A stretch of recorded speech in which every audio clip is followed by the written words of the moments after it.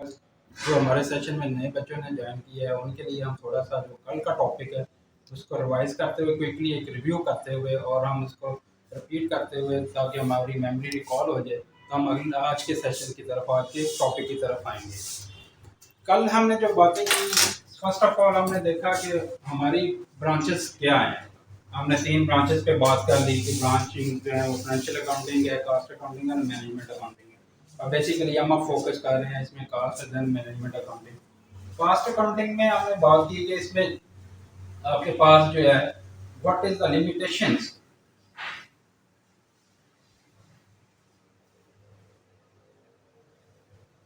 Of financial accounting.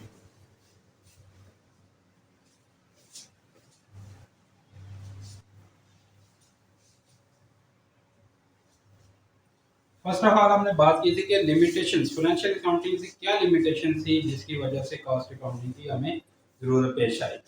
हमने बात की कि फाइनेंशियल अकाउंटिंग जो है हमें प्रोडक्ट की कॉस्ट को कंट्रोल करने में हेल्प और नहीं करती। ठीक है, प्रोडक्ट की प्रॉफिटेबिलिटी को, नंबर 2 प्रॉफिट प्रोडक्ट की प्रॉफिटेबिलिटी को अकाउंट फॉर नहीं कर पाते हम। देन हम उससे कॉस्ट कंट्रोल नहीं कर पाते। थर्ड, वो हमें प्राइसिंग में जो है प्राइसिंग में हमें हेल्पफुल नहीं कर रही थी फाइनेंशियल अकाउंटिंग। देयरफॉर हमें ज़रूरत पेश आई कास्ट अकाउंटिंग की कि हमें कास्ट अकाउंटिंग हो जिससे हमें अपनी प्रोडक्ट की कास्ट जो है वो हम कैलकुलेट कर पाएँ और हम एक प्राइस को सेट कर पाए। ये लिमिटेशन थी फाइनेंशियल अकाउंटिंग में जिसकी वजह से कास्ट अकाउंटिंग की ज़रूरत पेश आई।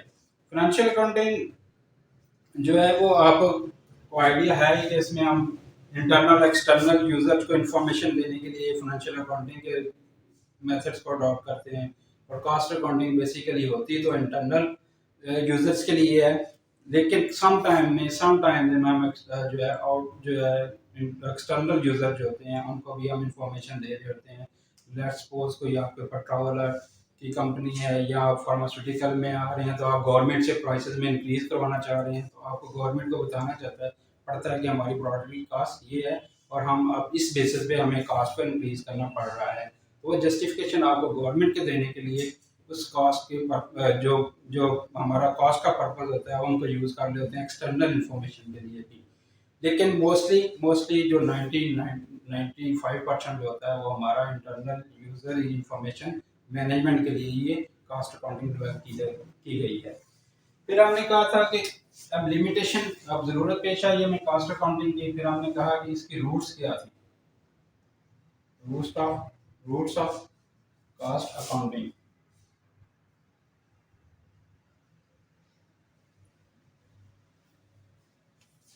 यानी history, mean history.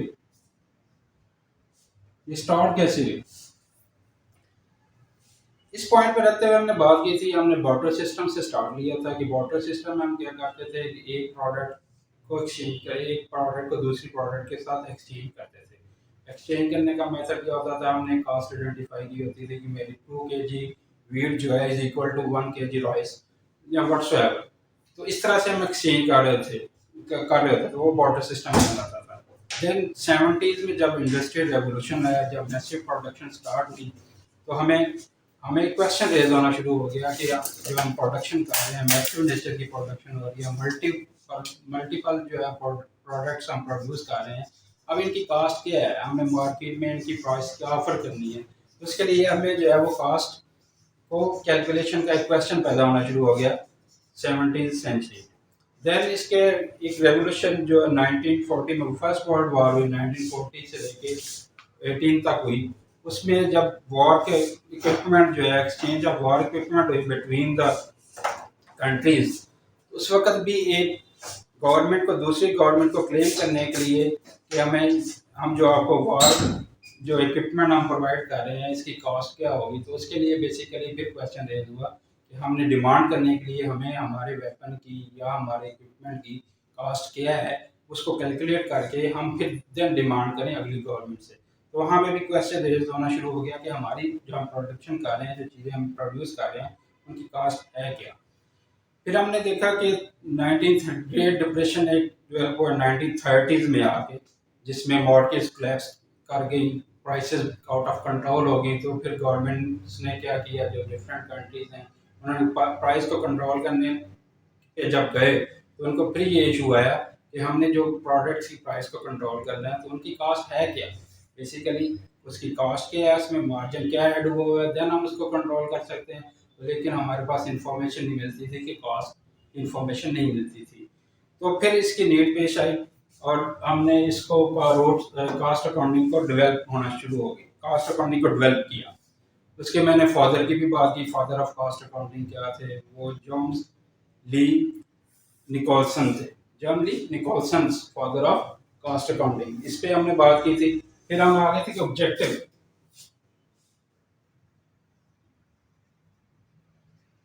Of cost accounting.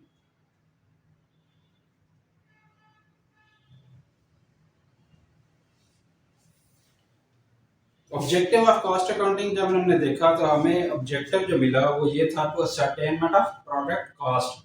Basically cost accounting का ऑब्जेक्ट क्या है कि हमने असरटेन करनी होती है, मालूम करनी होती है, डिटरमिन करनी होती है कि हमारी प्रोडक्ट जो हम मैन्युफैक्चर कर रहे हैं, जो हम प्रोडक्ट सेल कर रहे हैं, उसकी प्रोडक्ट की कॉस्ट है क्या। इसका मकसद था objective of cost accounting to ascertainment of cost. Then हमने फिर बात की इस पे कि कॉस्ट ऑफ एलिमेंट्स के हैं।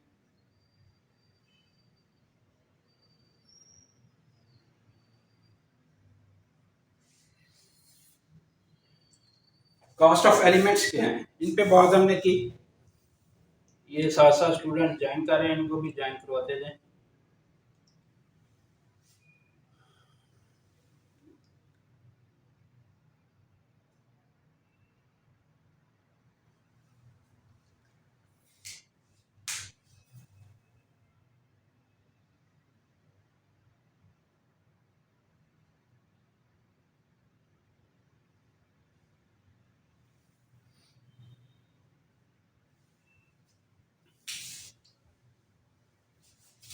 Cost of elements. There are three elements of cost: material plus labor plus overheads. There are three elements of cost. जब भी कॉस्ट की बात होगी तो वो MLO इसके अराउंड ही हम बात कर रहे होंगे। यहाँ तो हम मटेरियल की बात कर रहे होंगे या लेबर की बात कर रहे होंगे या फिर हम ओवरहेड्स की बात कर रहे होंगे। तो सारी कास्टिंग आपको अराउंड कर रही होती है MLO, मटेरियल, लेबर और ओवरहेड्स पे।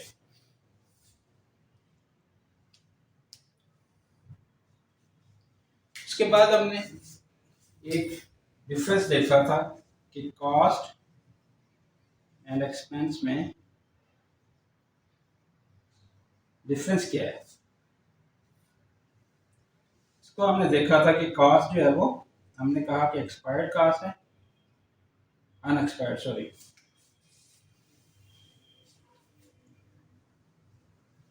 कॉस्ट जो होती है वो अनएक्सपायर्ड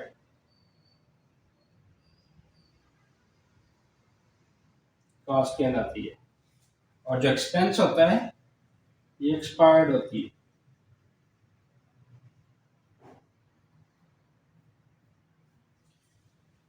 अनएक्सपायर्ड कॉस्ट से मीन क्या है, एक्सपायर्ड कॉस्ट ये हमने कल डिस्कस किया था कि एक्सपायर्ड कॉस्ट क्या होती है और अनएक्सपायर्ड कॉस्ट क्या होती है। एक्सपायर्ड कॉस्ट बेसिकली जो कास्ट आप ऐसी प्रोडक्ट्स जो आप रीसेल पर्पस के लिए ले रहे हैं या रॉ मटेरियल ले रहे हैं या प्रोडक्शन कर रहे हैं, तो जो आप कॉस्ट इनकर कर रहे होते हैं फॉर रीसेल पर्पस, जो आपको फ्यूचर में बेनिफिट पोटेंशियल बेनिफिट देगी, वो आपकी क्या कहलाती है, कॉस्ट। वो आपका एक्सपेंस नहीं कहलाएगी कि वो उनके अनएक्सपायर्ड कॉस्ट है, उसको फ्यूचर में आपको बेनिफिट देने वाली है। जबकि एक्सपेंस होता है ये एक्सपायर्ड हो जाता है, आपको फ्यूचर में इसका बेनिफिट नहीं मिलने वाला। आप उसको रन करने के लिए, बिजनेस को रन करने के लिए इंकर कर रहे होते हैं। जस्ट लाइक हम बिल्डिंग का रेंट पे कर देते हैं, तो हमने वो बिजनेस को रन करने के लिए हमने वो एक कॉस्ट इंकर कर दी, तो वो एक्सपायर्ड होगी। लेकिन हमने जो आप उसके लिए इन्वेंट्री ले रहे हैं, जो हमने प्रोडक्शन करनी है, प्रोडक्ट का रीसेल ले रहे हैं, वो हमारी क्या कहलाएंगी कि हमने उसको रीसेल में जाना है और इसने हमें फ्यूचर में बेनिफिट देना, तो वो हमारी कॉस्ट कहलाएगी, एक्सपेंस नहीं कहलाएगी। ये हमने कल देखा था। ये आई थिंक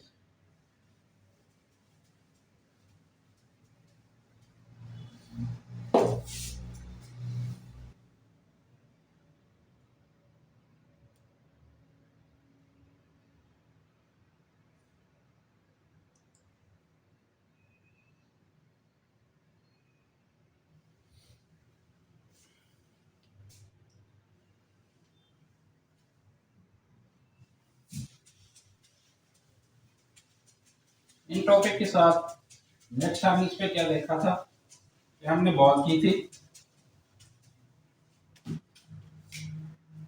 कि ट्रेडर्स जो होते हैं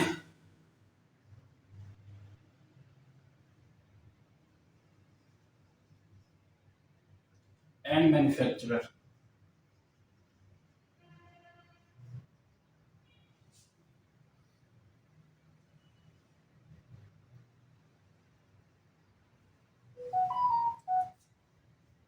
ट्रेडर किस तरह से कास्टिंग कर रहा होता है और मैन्युफैक्चरर किस तरह से कास्टिंग कर रहा होता है। ये कल हम इस सेशन में पढ़ा था कि ट्रेडर किस तरह से कास्टिंग कर रहा है, मैन्युफैक्चरर किस तरह से कर रहा है। ठीक है, ट्रेडर ने क्या किया था अपनी कॉस्ट को कैलकुलेट करने के लिए, उसको हमने देखा कि तो वो अपनी परचेज प्राइस लेता है कि उसकी परचेज की कॉस्ट क्या थी, उसमें कर देता है ट्रांसपोर्टेशन इन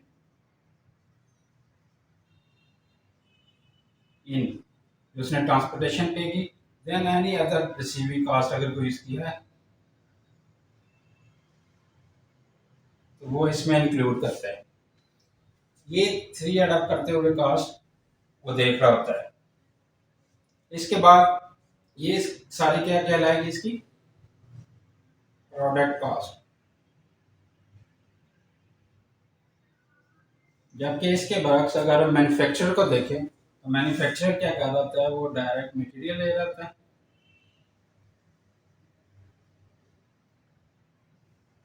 डायरेक्ट लेबर ले रहा होता है एंड ओवरहेड्स। ये इसकी प्रोडक्ट कॉस्ट बन जाती है। तो ये थोड़ा सा डिफरेंस होता है कि ट्रेडर्स किस तरह से कॉस्ट अपनी कैलकुलेट करता है और मैन्युफैक्चरर किस तरह से कॉस्ट कैलकुलेट करता है। बोर्ड नीचे क्या लगा, बोर्ड पे कह रहे हैं कि यहाँ नीचे तक नहीं जाना, यहाँ तक है, यहाँ की जो मैचुरिटी बाउंड्री लाइन है उसको हम ठीक सही से।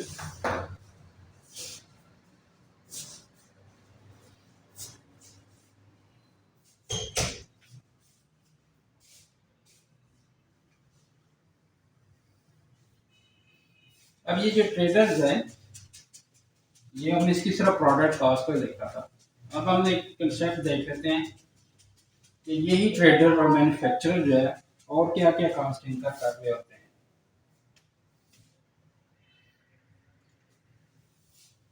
ये हम अगर ट्रेडिंग कंसर्न पहले देख लेते हैं, क्योंकि हमारी स्क्रीन का भी थोड़ा इशू आ रहा होगा, तो हम सिर्फ ट्रेडर्स को देखते हैं, देन हम देख लेते हैं मैन्युफैक्चरर को। ट्रेडर्स क्या करेगा, ट्रेडर जब अपनी कॉस्ट कैलकुलेट करेगा तो वो मैंने बता दिया आपको, नंबर वन वो परचेज प्राइस लेगा अपनी, ठीक है, प्लस ट्रांसपोर्टेशन इन जो उसने दी है वो लेगा, ठीक है, प्लस लेगा उसमें एनी अदर रिसीविंग कॉस्ट उसकी कोई है तो वो इसमें ऐड करेगा, और ये इसकी क्या कहलाएगी प्रोडक्ट कॉस्ट।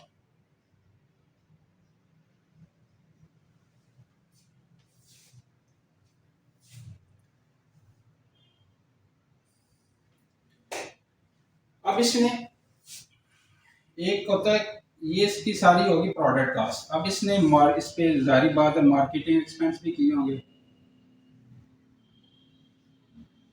मार्केटिंग एक्सपेंसेस भी को होंगे इसके, और देन एडमिन के भी होंगे कोई।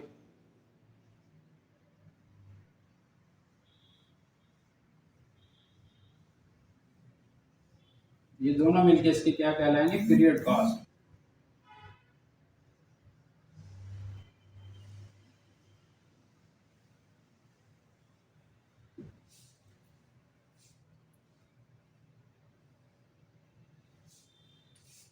ये थोड़ा स्क्रीन से आई थिंक आउट हो रहा है। Marketing expense and admin.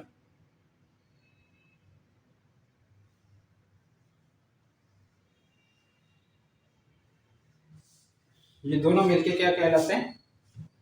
Period cost. Period cost क्या होगी? बेसिकली ये जो प्रोडक्ट हमने बनाई है, इसको सेल ऑफ की है ना, इस सेल के अगेंस्ट एक महीने में, लेट्स सपोज आप एक मंथ का अकाउंट बना रहे हैं, 6 मंथ का बना रहे हैं, क्वार्टरली बना रहे हैं या एनुअली बना रहे हैं, तो एक क्वार्टर की या एक मंथ की जो आप कॉस्ट कैलकुलेट करेंगे मार्केटिंग या एडमिन की, कि ये हम लेट्स सपोज 1,00,000 की आप सेल कर रहे हैं, उस 100,000 सेल करने में जो प्रोडक्ट सेल किए हैं उसको मार्केटिंग एक्सपेंस आपको कितना बियर करना पड़ा है, और एडमिन नेचर के जो एक्सपेंसेस किए हैं वो कितने किए हैं, तो आपको ओवर द पीरियड आप कैलकुलेट करते हैं, वो प्रोडक्ट वाइज जाके कैलकुलेशन नहीं होती, तो पीरियड पीरियड वाइज देते हैं, इसलिए लिहाजा इसको हम पीरियड कॉस्ट कहते हैं, और ये दोनों मिलके फुल कॉस्ट हमारी बन जाती है, फुल प्रोडक्ट कॉस्ट। ठीक है, प्रोडक्ट कॉस्ट प्लस आपकी जो पीरियड कॉस्ट होगी, ये मिलके आपकी क्या बन आएगी? Full cost. या अब हमारी प्रोडक्ट पे हमारी जो कॉस्ट आ रही है वो ये फुल कॉस्ट आ रही है, इस पे हमने अपना प्रॉफिट मार्जिन ऐड करना होता है, देन हमने सेल्स प्राइस कैलकुलेट करते हुए सेल्स प्राइस ऑफर करते हैं। ये तो हो गया ट्रेडर्स कि ट्रेडर कैसे कर रहा था, ये ट्रेडर का सिनेरियो बन गया। ये ट्रेडर अपनी कॉस्टिंग इस तरह से करता है, वो परचेज प्राइस लेता है, प्लस ट्रांसपोर्टेशन इन लेता है, प्लस रिसीविंग कॉस्ट लेता है, और उसकी वो बन जाती है प्रोडक्ट कॉस्ट। देन उसकी मार्केटिंग और एडमिन नेचर के जितने एक्सपेंसेस होते हैं वो कहलाते हैं उसके पीरियड कॉस्ट, जो एक मंथ में एक क्वार्टर में जो भी व्हाट्स है उसका पीरियड है, उसके अगेंस्ट उसने जो मार्केटिंग एक्सपेंसेस किए हैं, एडमिन नेचर के एक्सपेंसेस किए हैं, वो उसके पीरियड कॉस्ट कहलाएंगे। ये दोनों कॉस्ट ऐड अप होकर उसकी फुल बिजनेस कॉस्ट यानी उसकी फुल प्रोडक्ट कॉस्ट बन रही है, और उस पर वो अपना प्रॉफिट मार्जिन ऐड अप करते हुए मार्केट में सेल्स प्राइस ऑफर कर रहा होता है। अब हम आ जाते हैं मैन्युफैक्चरर्स की तरफ कि मैन्युफैक्चरर अब क्या करता है।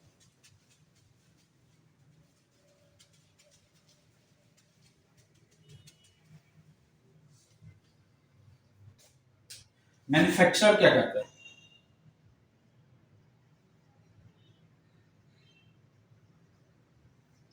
मैन्युफैक्चरर अपनी कॉस्टिंग कैसे कैलकुलेट करेगा? जैसे हमने कहा कि वो कहेगा कि डायरेक्ट मटेरियल मेरा ये है,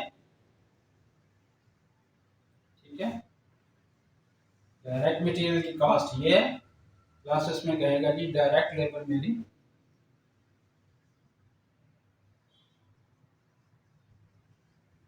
डायरेक्ट लेबर ये है, और इसमें मेरे प्लस ओवरहेड्स, फैक्ट्री ओवरहेड जितने भी हम फैक्ट्री में ओवरहेड इनकर कर रहे होते हैं वो हमारे ओवरहेड कहलाते हैं।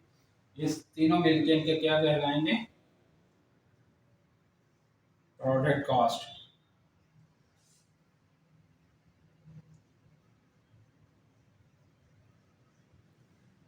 ठीक है, अब इस मैन्युफैक्चरर ने भी कोई ना कोई मार्केटिंग एक्सपेंसेस किए हैं, ये marketing M for marketing plus admin, admin expense इसने किए हैं। ये यहाँ पे हमने क्या कहा था, दोनों क्या कहलाते हैं? Period cost.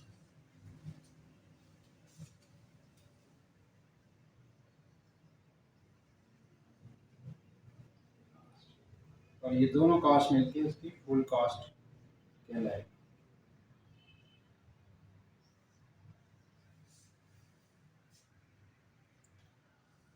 ठीक है, तो मैन्युफैक्चरर कैसे अपनी कॉस्ट कैलकुलेट करता है? वो कहता है जी मेरा डायरेक्ट मटेरियल इतना कंज्यूम हुआ, डायरेक्ट लेबर मेरी इतनी लगी, प्रोडक्शन पे ओवरहेड्स मेरे इतना इंकर हुए, और ये मेरी प्रोडक्ट की कॉस्ट बनी, और इस प्रोडक्ट को सेल करने में during the period 1 month quarter whatsoever उसके मार्केटिंग एक्सपेंसेस ये थे, एडमिन एक्सपेंसेस ये थे, तो ये इसकी कर रहा है पीरियड कॉस्ट। इन दोनों कॉस्ट को जब हमने ऐड अप किया, प्रोडक्ट कॉस्ट को पीरियड कॉस्ट को, हमारी फुल कॉस्ट निकल रही है, इस पर प्रॉफिट मार्जिन ऐड करेगा और अपनी प्राइस सेट कर लेगा, मार्केट में प्राइस ऑफर करेगा।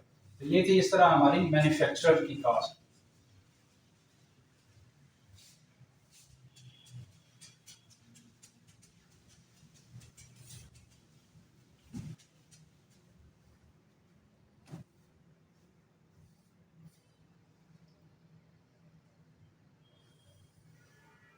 फिर हमने बात की थी कि कॉस्ट की नेचर क्या होती है। ये कॉस्ट है, जो कॉस्ट हमने पढ़ लिया कि अनएक्सपायर्ड कॉस्ट होती है।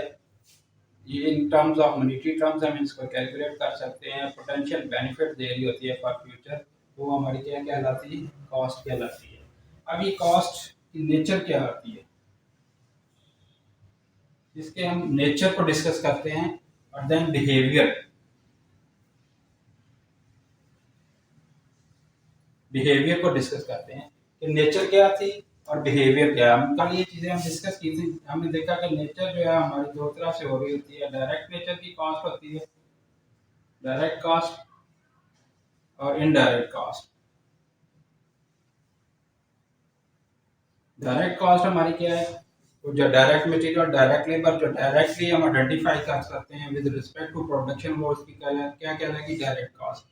और इनडायरेक्ट कॉस्ट का कौन सी कहलाएगी, जो हम with respect to production, product एक प्रोडक्ट हम कैलकुलेट नहीं कर सकते और उसको हम एलोकेट कर रहे होते हैं, जिस तरह फैक्ट्री ओवरहेड्स आ जाते हैं, तो वो हमारी क्या कहलाती है, वेरिएबल ओवरहेड्स, और फिक्स्ड ओवरहेड वो हमारी इनडायरेक्ट कॉस्ट कहला रही होती है। तो ये दो तरह से ब्रॉडली हम इसको डिवाइड करते हैं कि डायरेक्ट नेचर की कॉस्ट क्या है और इनडायरेक्ट नेचर की कॉस्ट क्या है।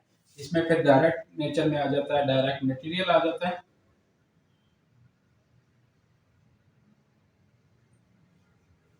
और डायरेक्ट लेबर आ जाती है, और इनडायरेक्ट में क्या आ जाता है, आपके ओवरहेड्स आ जाते हैं। ठीक है, factory overheads, factory F watch for factory overheads, ये इनडायरेक्ट में आ जाते हैं। फिर हमने देखा कि ये बिहेव, जो ये कॉस्ट है वो बिहेव कैसे करती है। हमने देखा जी वेरिएबल नेचर, वेरिएबल बिहेव करती है, वेरी कर रही होती है। फिक्स्ड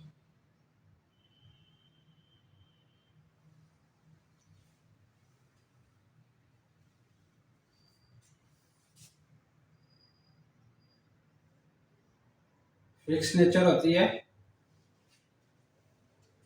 और फिर हम एक फिक्स में आ जाता है आगे स्टेप फिक्स कॉस्ट।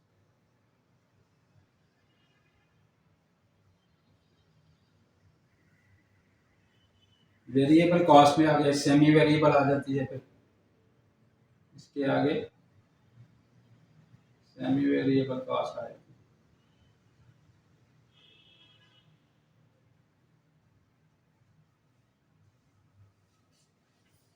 फिर हमने देखा कि वो बिहेव कॉस्ट जो एक बिहेव कर रही होती है, जिसका नेक्स्ट सपोज आपका डायरेक्ट मटेरियल, डायरेक्ट लेबर क्या है with respect to the production, वो डायरेक्टली वेरिएबल होता है।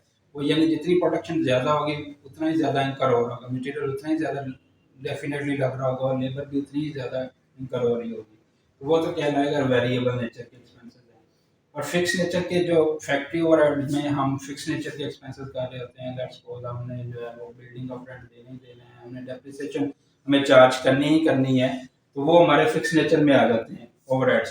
और स्टेप फिक्स कास्ट हमने बात की थी, ऐसी लेवल ऑफ एक्टिविटी जिसमें आपको जाके कुछ ना कुछ चीज़ें एडिशन करना पड़ रही होती हैं, कि आपने प्लान किया हुआ था 100,000 एक्टिविटी रखने का, तो फिक्स कास्ट आपने 100,000 एक्टिविटी तक कैलकुलेट की हुई थी, लेकिन आपका किसी सर्कमस्टांसेस की वजह से आपको प्रोडक्शन ज़्यादा करनी पड़ गई, एक स्टेप ऊपर जाना पड़ गया, आपको 150,000 पे जाना पड़ गया, तो आप अब क्या करेंगे, एक नई मशीन इंस्टॉल करने जा रहे हैं नई प्रोडक्शन के लिए, तो क्या होगा, थोड़ी सी आपकी फिक्स कास्ट डेप्रिसिएशन आएगी, नई मशीन आएगी, डेप्रिसिएशन बढ़ेगी, तो फिक्स कास्ट आपकी क्या होगी, थोड़ा सा चेंज होगी। तो ये स्टेप फिक्स कास्ट कहलाती है, कि कहीं एक जाके स्टेप पे ये फिक्स कास्ट भी थोड़ी इंक्रीज हो सकती है, लेकिन मोस्टली हमारा यही होता है कि फिक्स कास्ट हमारी फिक्स ही रहती है with with respect to production, जितनी मर्जी प्रोडक्शन कर लें ये कास्ट हमारी फिक्स रहेगी, और वेरिएबल कास्ट जो होगी वो प्रोडक्शन के साथ साथ वेरी करती है और इंक्रीज होती जाएगी। ये था कॉस्ट का नेचर क्या होता है और बिहेवियर क्या होता है। ठीक है, इसमें हमने देख लिया डायरेक्ट कास्ट है, नेचर उसकी डायरेक्ट और इनडायरेक्ट हो सकती है। ठीक है, डायरेक्ट में डायरेक्ट मटेरियल है, डायरेक्ट लेबर है। अब हम इन पे बात कर लेते हैं, डायरेक्ट मटेरियल क्या है, डायरेक्ट लेबर क्या है, इनडायरेक्ट मटेरियल क्या है, इनडायरेक्ट लेबर क्या है, फिर आगे हम और मजीद इसको अंडरस्टैंड करने के लिए आगे आ जाते हैं।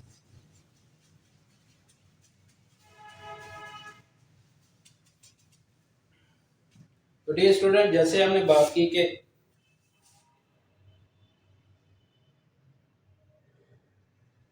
ये स्टूडेंट्स ज्वाइन कर रहे हैं, उनको भी साथ साथ ज्वाइन करते जाएं।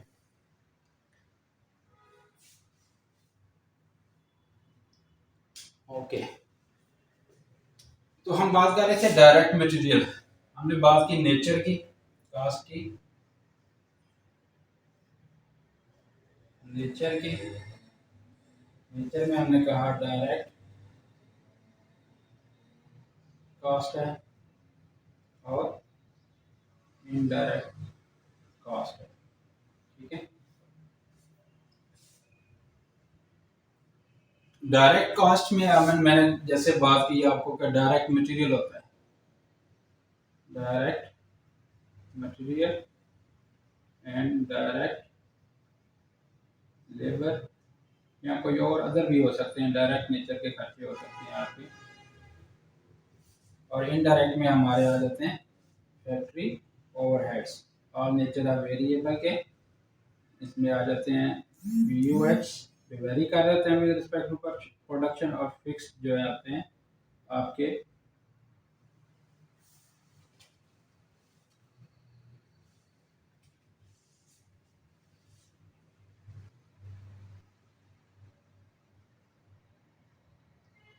Fix cost.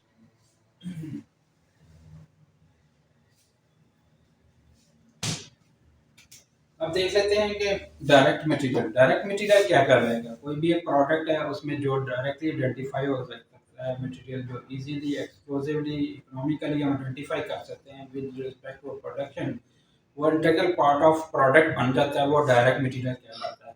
जैसे ये एक मार्कर है, इसमें ये जो बॉडी बनी हुई है, इस पे जो प्लास्टिक लगा हुआ है, जो मटेरियल लगा हुआ है, तो ये प्रोडक्ट का इंटीग्रल पार्ट बन गया। इसको हम आइडेंटिफाई कर सकते हैं with respect to this marker.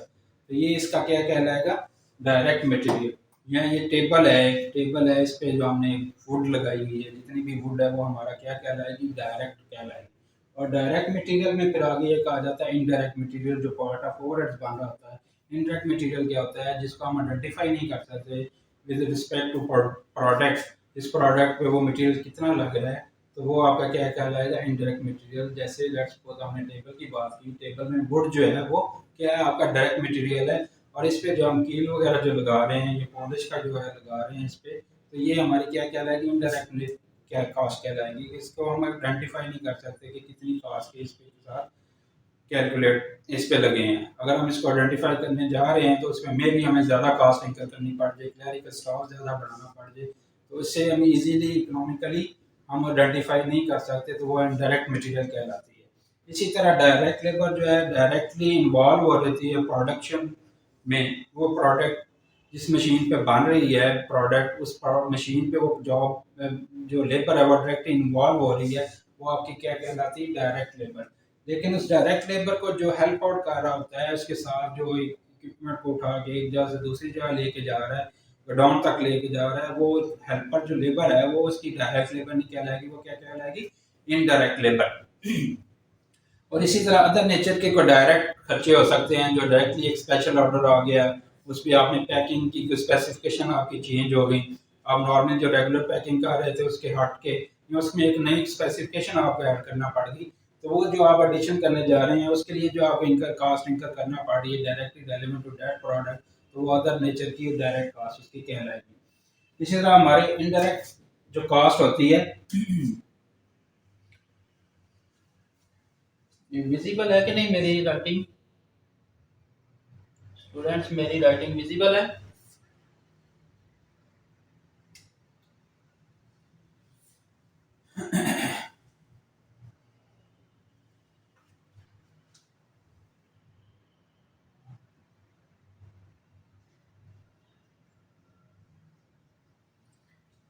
Indirect cast में हमने कहा फैक्ट्री ओवरहेड्स हैं, उसमें वेरिएबल फैक्ट्री ओवरहेड्स आ रहे हैं और फिक्स ओवरहेड्स आ रहे हैं।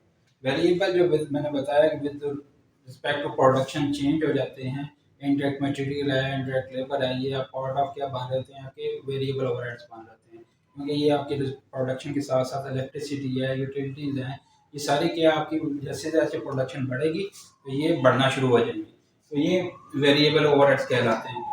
जबकि फिक्स्ड ओवरहेड्स क्या होते हैं, जो फिक्स ही रहने हैं, आप प्रोडक्शन करें या ना करें वो खर्चे जो है आपको करने ही पड़ेंगे।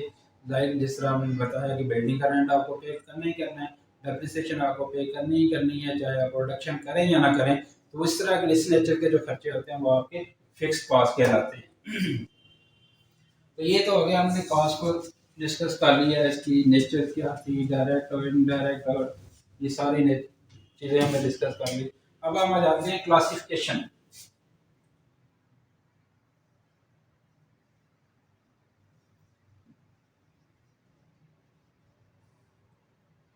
क्लासिफिकेशन ऑफ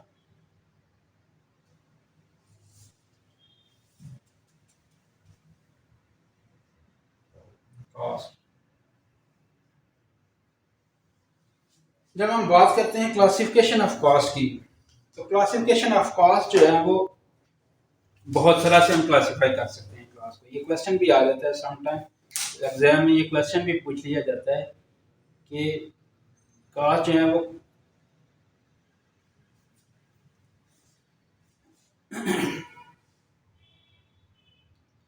कि कॉस्ट को हम कैसे कैसे क्लासिफाई कर सकते हैं। एग्जाम में समटाइम क्वेश्चन आ रहा होता है कि कॉस्ट को classify, classification can be done. Question आता है cost classification can be done. तो कितने वे पे किया जा सकता है, वो कुछ आंसर पूछ रहा था कि कितनी तरह से किया जा सकता है, वो आपको ऑप्शन दे देता है कि 2 वे से किया जा सकता है। लेट्स सपोज ये मैं क्वेश्चन लिख ही देता हूँ। क्लासिफिकेशन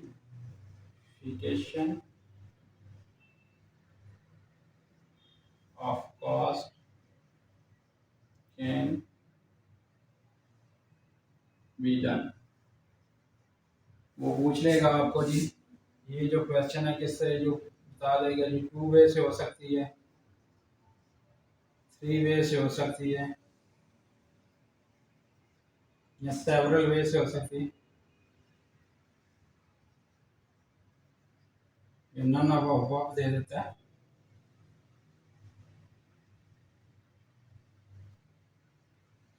इसमें डियर स्टूडेंट्स हम अभी पढ़ भी लेते हैं इसको कि हमारी जो कास्ट क्लासिफिकेशन है ये सेवरल वे से हो सकती है, बहुत सारे इसके तरीके हैं। अब हम पढ़ भी लेते हैं कि कैसे कैसे हो जाती है। तो सेवरल वे जो है इसका आंसर राइट बनता है कि कास्ट क्लासिफिकेशन जो है वो हम सेवरल वे से कर सकते हैं। यानी जैसे हमने पढ़ा cost by nature, classification cost by nature की, वो इसकी नेचर क्या होती है, डायरेक्ट होती है, इनडायरेक्ट होती है। फिर हमने कह दिया जी कॉस्ट इसकी जो है वो with respect to volume tendency की है, वॉल्यूम के साथ ये क्या कर रही है जी, वो वेरिएबल है, फिक्स्ड है, और वो सेमी वेरिएबल है। तो ये क्या हो गया, एक क्लासिफिकेशन ये होगी। फिर हम क्लासिफिकेशन करते हैं विद रिस्पेक्ट टू प्रोडक्ट, कि उसकी प्राइम कॉस्ट क्या है, उसकी मार्जिनल कॉस्ट क्या है, उसकी फुल कॉस्ट क्या है, ये कहलाती है इसकी प्रोडक्ट कॉस्ट। फिर इसके बाद हम कॉस्ट के हिस्टोरिकल मेथड से कर लेते हैं, जिसमें सम कॉस्ट, उसकी हम स्टैंडर्ड कॉस्ट देख रहे होते हैं, एस्टिमेट कॉस्ट देख रहे होते हैं। तो there are so many ways to classify the cost. तो हम इसका जब भी आंसर देंगे तो सेवरल वेज हो सकता है। इस वे को समझने के लिए बहुत सारे वेज हमें बताए जाते हैं कि रिलेशन टू डिपार्टमेंट्स, कि हमने डिपार्टमेंट की कॉस्ट कैसे डिपार्टमेंट वाइज कर लेते हैं, कॉस्ट कैलकुलेट प्रोडक्शन डिपार्टमेंट की ये है, नॉन जो सर्विसेज डिपार्टमेंट का उनकी कॉस्ट ये है। फिर हम देख लेते हैं फंक्शंस वाइज कॉस्ट को कैलकुलेट कर लेते हैं कि कॉस्ट के फंक्शंस क्या, कौन कौन से फंक्शंस परफॉर्म कर रहे हैं। लेट्स फॉर प्रोडक्शन पे कितना खर्चा आ रहा है, मार्केटिंग पे कितना खर्चा आ रहा है, एडमिन में कितना खर्चा आ रहा है। तो ये क्या आपके फंक्शंस हैं, इसकी क्लासिफिकेशन हम कास्ट की कर लेते हैं। इस तरह अगर क्लासिफिकेशन करें तो ये कहलाएगी फंक्शन कास्ट क्लासिफिकेशन उसकी। देन हम relation to management decision making पे हम कास्ट की क्लासिफिकेशन कर लेते हैं। उसमें क्लासिफिकेशन कैसे कर लेते हैं कि रेलिवेंट कास्ट क्या है, इररेलेवेंट कास्ट क्या है, सम कास्ट क्या है हमारी, और कॉस्टिंग टेक्निक्स कौन सी अडॉप्ट करनी है। बेसिकली सारी रिप्लेसमेंट कास्ट, ये सारी हम डिसीजन मेकिंग के लिए, अपॉर्चुनिटी कास्ट, ये जो है हम सारी जो कर रहे होते हैं वो डिसीजन मेकिंग के लिए कर रहे होते हैं। फिर प्रोडक्शन प्रोसेस वाइज कर लेते हैं, जो प्रोसेस क्या हो रहा है आपका, जॉब ऑर्डर कास्टिंग पे हो रहा है या प्रोसेस कास्टिंग भी आगे मेथड पढ़ेंगे भी हम, तो इस पे कास्ट को क्लासिफिकेशन कर लेते हैं। तो रिलेशनशिप ऑफ टाइम कि हमने स्टैंडर्ड कॉस्ट क्या की थी, एस्टिमेटेड कॉस्ट क्या है। अब उनका जो वेरिएंस जो कर रहे होते हैं तो ये किस बेस के कारण होता है कि हम टाइम बेस पे कि उसके उस टाइम पे कॉस्ट क्या आ रही थी। तो ये बेसिकली सारी क्लासिफिकेशन हैं। इनको अंडरस्टैंड करने के लिए जो बेस्ट वे है, मैं आपको अभी उसमें पूरा एक चार्ट ड्रा कर देता हूँ। और इसमें क्वेश्चंस भी इसी तरह से वो पूछ रहे होते हैं एग्जाम में कि ये फलाने वाली कास्ट जो है किस हेड में आप इनको चार्ज करेंगे। तो जब आपको एक पूरा पिक्चर मैं यहाँ पे ड्रा कर देता हूँ तो आपको उससे आइडिया हो जाएगा कि ये कास्ट इस हेड में जाएगी कि आपकी डायरेक्ट कास्ट क्या बनेगी, इंडायरेक्ट कास्ट क्या बनेगी और कौन कौन सी हैं। इनको सारा इन लिस्ट कर लेते हैं। इन लिस्ट करने में ये है कि आप अभी इसको जो है ना नोट कर लें तो आपके लिए अच्छा है कि आपको ये पूरी एक पिक्चर मैं बना के दे दूंगा। जब भी आप वो चार्ट ये देखेंगे तो आपको आइडिया आ जाएगा ये वाली कास्ट हमने कहाँ पे इनकॉर्पोरेट करनी है।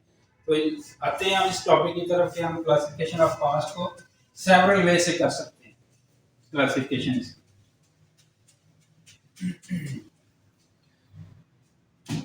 इस चार्ट को ड्रा करने के लिए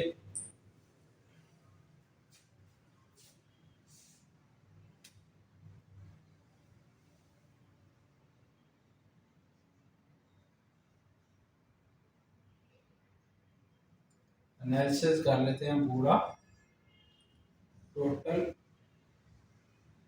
ऑपरेटिंग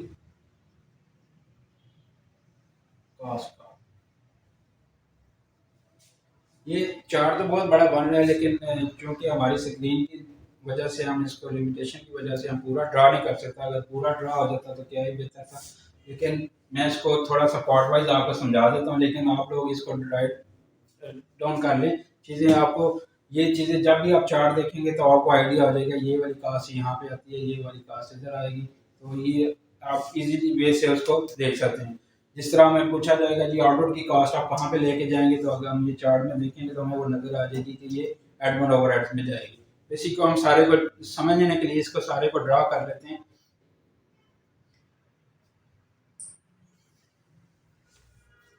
इसमें सबसे पहले हमने बात की डायरेक्ट मटेरियल की, ठीक है। फिर हमने बात की direct labour,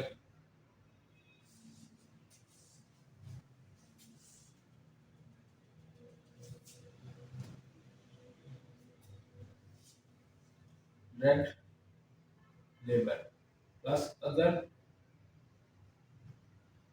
direct cost is equal to prime cost. ये क्या कहलाएगी, प्राइम कास्ट कहलाएगी आप, ठीक है। अब इसमें हम डायरेक्ट मटेरियल में क्या होता है आपके पास, इनडायरेक्ट मटेरियल भी होता है। इनडायरेक्ट मटेरियल, इनडायरेक्ट मटेरियल में क्या आ जाता है जी, इसके ये तो सारा हो गया एक ही यहाँ तक। अब आ रहे हैं हम इनडायरेक्ट मटेरियल। इनडायरेक्ट मटेरियल में आपका क्या आ जाएगा, फैक्ट्री सप्लाईज,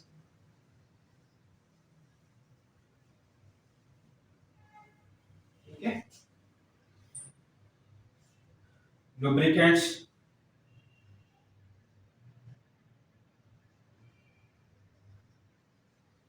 ठीक है। ये इनडायरेक्ट मटेरियल में आ रहे हैं आपकी फैक्ट्री सप्लाईज और लुब्रिकेंट्स।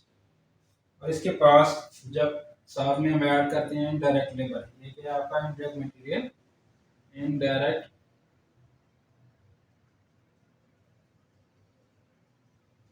लेबर। इनडायरेक्ट लेबर में हम क्या करते हैं जी, सुपरवाइजर्स,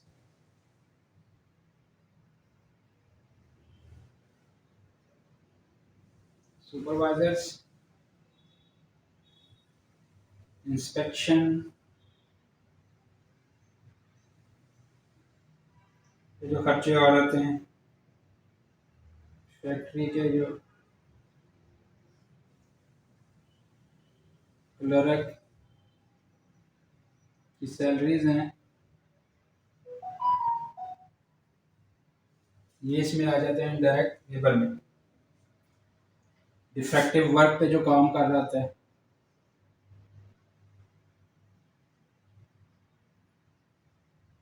डिफेक्टिव वर्क पे जो आपकी लेबर लगेगी। डिफेक्टिव वर्क क्या होता है कि आपकी जो प्रोडक्ट्स में कोई डिफेक्ट आ जाता है और आपके पास दोबारा उसकी कलेक्शन के लिए आ रही होती हैं चीज़ें, डिफेक्ट को क्लियर करना होता है, उस पर जो आप लेबर इंकर करते हैं वो इनडायरेक्ट लेबर आपकी कहलाती है। उसके बाद एक्सपेरिमेंटल वर्क।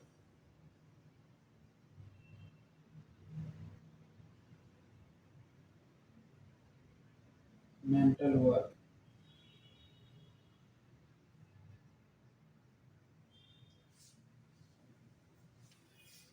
ये सारे क्या है, इनडायरेक्ट लेबर है आपकी। और ये क्या है, हमारे सारे इनडायरेक्ट मटेरियल। ये सारा हमारा डायरेक्ट पार्ट बन गया था ऊपर, तो ये क्या कहलाया, प्राइम कास्ट। और ये इनडायरेक्ट मटेरियल, इनडायरेक्ट लेबर, ये हम किसकी तरफ जा रहे हैं, ओवरहेड्स की तरफ। अब आज में आ जाएगी और अदर मटेरियल कास्ट इसमें। ये अब मैं जो है यहाँ पे नोट कर दूँ, यहाँ पे आपको विजिबल इधर नोट कर देता हूँ, इधर other in direct cost. Other indirect cost क्या है, विजिबल है बोर्ड।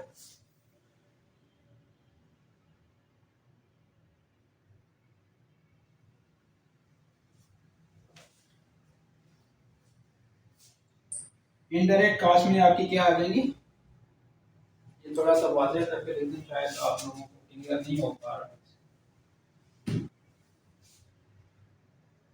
अगर इनडायरेक्ट कॉस्ट, इनमें क्या आ जाएगा, नंबर वन आपका रेंट। तो बिल्डिंग का आपने रेंट पे कर रहे हैं, कोई इंश्योरेंस दे रहे हैं,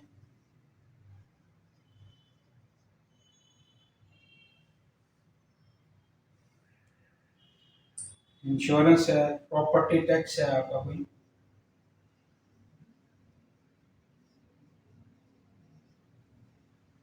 डेप्रिसिएशन है,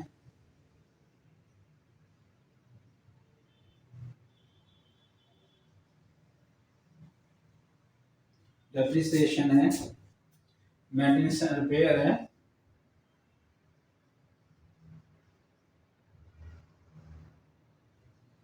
and repair, maintenance and repair है,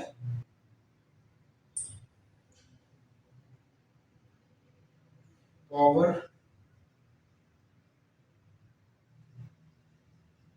हीट एक्सेट्रा, या power heat light, power heat, power light and heat,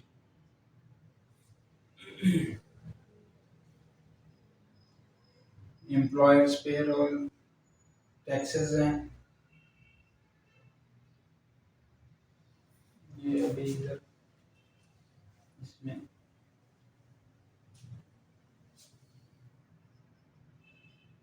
employers payroll taxes,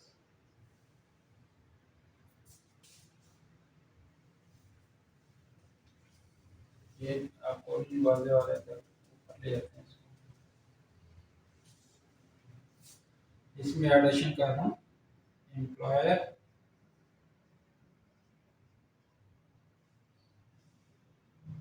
payroll taxes, इसी का हिस्सा है ये, अलग है, ठीक है। ये इनडायरेक्ट का हिस्सा बन रहा है, employers payroll taxes, miscellaneous overhead, overheads, कोई भी अदर नेचर्स के आपके ओवरहेड्स हो रहे हैं तो वो है।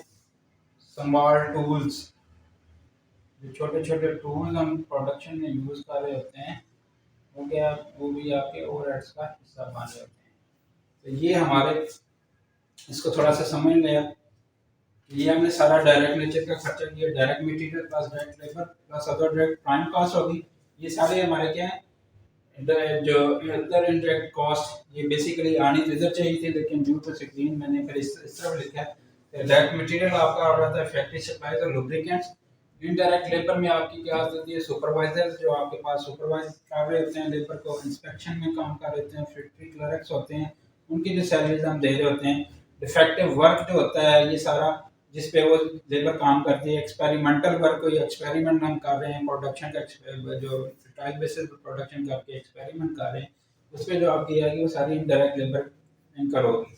उसके बाद हमने अदर इनडायरेक्ट एक्सपेंसेस, आपको आइडिया है कि ये कैसे होता है कि ये डेप्रिसिएशन जो है, ये रेंट हम पे करते हैं, बिल्डिंग का इंश्योरेंस वगैरह को कोई खर्चा कर रहे हैं, प्रॉपर्टी टैक्स बिल्डिंग के रेलिवेंट हम पे कर रहे हैं, डेप्रिसिएशन हम जो प्लांट एंड मशीनरी की और बिल्डिंग की कर रहे हैं वो आ जाएगी, मेंटेनेंस एंड रिपेयर आ जाएगा, पावर हीट लाइट वगैरह यूज कर रहे होते हैं मशीनरीज पे, एम्प्लॉयज पेरोल टैक्सेस। ये क्या है, एम्प्लॉयज पेरोल टैक्सेस, हम जो पेरोल्स पे टैक्सेस एम्प्लॉयज के जो कट डिडक्ट कर रहे होते हैं वो यहाँ पे आएंगे, एम्प्लॉयज पेरोल टैक्सेस, एम्प्लॉयज नहीं, एम्प्लॉयज पेरोल टैक्सेस, ये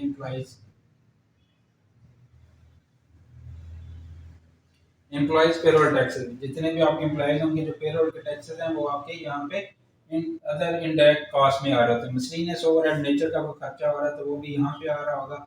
और फिर स्मॉल टूल्स जो होते हैं ये आपके इधर आ रहे होते हैं। स्मॉल टूल्स क्या होता है कि आप जो प्रोडक्शन कर रहे होते हैं उसके लिए आपको छोटे छोटे टूल्स की मशीन पे ज़रूरत पेश आ रही होती है, सेट चेंज करने के लिए, प्रोडक्शन की स्पेसिफिकेशन चेंज करने के लिए। तो वो स्मॉल नेचर के जो टूल होते हैं जिनकी हम कॉस्ट कैलकुलेट नहीं कर सकते with respect to production directly, तो वो हमारे इनडायरेक्ट कॉस्ट का हिस्सा मान लेते हैं। अब ये जितने भी आपके ये थ्री एलिमेंट हैं, 1 2 प्लस 3, ये सारे क्या हैं आपके ओवरहेड्स। ठीक है, ये प्राइम कॉस्ट प्लस ओवरहेड्स आपकी क्या बन जाएगी, मैन्युफैक्चरिंग कॉस्ट। ये आपकी क्या कहलाएगी, मैन्युफैक्चरिंग कॉस्ट। थोड़ा सा ऊपर लिख देता हूँ, स्क्रीन वाज़ा नहीं है।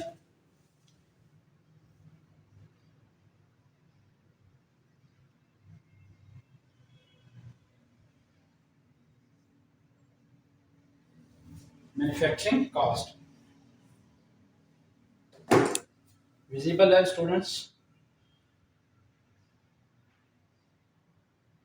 डिफेक्टिव वर्क मैंने एक्सप्लेन कर दिया। डिफेक्टिव वर्क जो है वो आपके प्रोडक्ट में कोई डिफेक्ट आ जाता है तो वो जो है वो, एक स्टूडेंट पूछ रहा है डिफेक्टिव वर्क क्या है, तो उसका बारे में मैंने पहले भी वैसे बता दिया, फिर दोबारा रिपीट कर देता हूँ। डिफेक्टिव वर्क ये होता है कि आपने जो प्रोडक्शन मार्केट में ऑफर की, जो प्रोडक्ट मार्केट में ऑफर की या उससे पहले ऑफर करने से ही पहले आपको आइडेंटिफाई हो गया कि इसमें ये डिफेक्ट है, इसको क्वालिटी ने रिजेक्ट कर दिया। आपकी जो इंस्पेक्शन टीम है, जो इंस्पेक्शन का खर्चा हम डाल भी रहे हैं इसमें, तो इंस्पेक्शन टीम आपका कोई डिफेक्ट डिटेक्ट कर लेती है कि इसमें ये डिफेक्ट है, तो वो रिपेयर के लिए, डिफेक्ट रिपेयरेबल होता है, समटाइम रिपेयरेबल होता है, समटाइम नहीं होता। अगर तो रिपेयरेबल है उस पर डिफेक्ट रिमूव करने के लिए जो हम कॉस्ट इंकर कर रहे होंगे, लेबर की कॉस्ट जो इंकर कर रहे होंगे वो हमारी क्या कहलाएगी, इनडायरेक्ट लेबर। अब ये दोनों कॉस्ट मिलके हमारी, ये प्राइम कॉस्ट, ये ऊपर से आएगी direct material, direct labour plus other overhead prime cost, और ये अदर नेचर के जितने भी अदर डायरेक्ट कॉस्ट के नेचर के खर्चे हैं, डायरेक्ट इनडायरेक्ट मटेरियल है, इनडायरेक्ट लेबर है और अदर इनडायरेक्ट कॉस्ट है, तो ये आपके सारे क्या कहलाएंगे, ओवरहेड्स। तो ये क्या होगा, तो प्राइम कॉस्ट में जब ओवरहेड्स ऐड होंगे तो क्या बन जाएगा आपकी मैन्युफैक्चरिंग कॉस्ट। ये आई होप कि आपने नोट कर लिया होगा। अब हम थोड़ा सा मजीद इसको आगे लेके जाएंगे, अभी चार्ट और भी मौजूद है, इसमें हमने अगली जो है चीज़ें वो भी एडअप करनी है। मार्केटिंग में देखेंगे, एडमिनिस्ट्रेशन कॉस्ट में देखेंगे, डिस्ट्रीब्यूशन कॉस्ट में देखेंगे, और फिर ये करते हुए हम टोटल कॉस्ट में आएंगे। इसको मैं अरेंज कर रहा हूँ।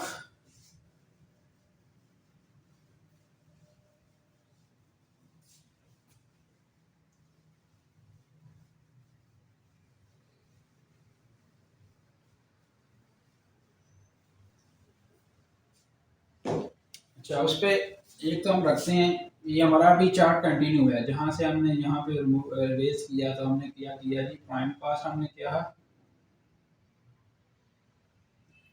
Plus overheads is equal to हमारी मैन्युफैक्चरिंग कॉस्ट।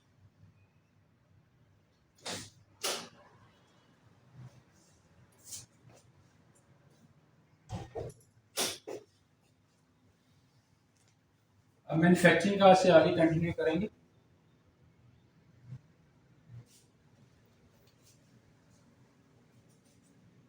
सही सही। न्यू जॉइनिंग है।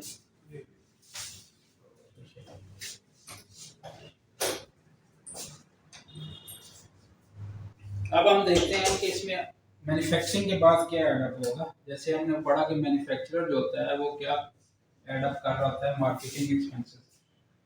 ठीक है, जो पीरियड कास्ट हमने पढ़ी वो मार्केटिंग एक्सपेंसेस में आपकी क्या लिस्ट बनती है, ये हम देख लेते हैं। Number one, sales salaries. Salaries जो आप सेल्समैन को पे कर रहे होते हैं वो सेल्स सैलरीज कहलाती हैं। Sales staff commission,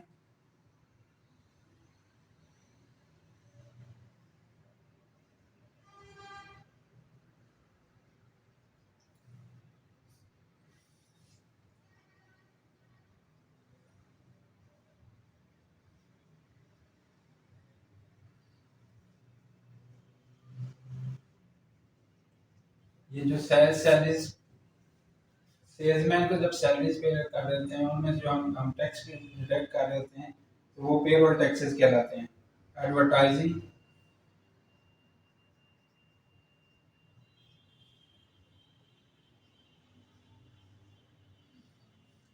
advertising samples,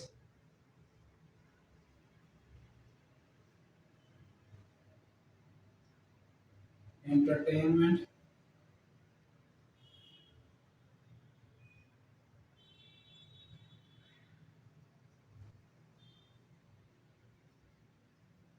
entertainment, travel,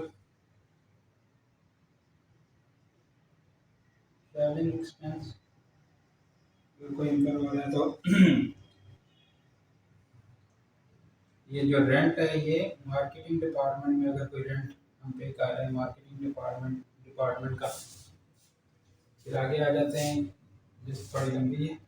depreciation आ जाती है। ठीक है, प्रॉपर्टी टैक्स, इसमें अगर हमने पे किया है कोई मार्केटिंग के रेलिवेंट, मार्केटिंग की बिल्डिंग है उसके रेलिवेंट हमने टैक्स पे किया है। जब हम प्रोडक्शन की बिल्डिंग के रेलिवेंट को टैक्स पे करेंगे तो वो हमारे यहाँ पे आएंगे ओवरहेड में। लेकिन अगर हमने मार्केटिंग के रेलिवेंट अगर कोई प्रॉपर्टी टैक्स पे कर रहे हैं तो वो क्या आएंगे, मार्केटिंग में आएंगे। प्रॉपर्टी ये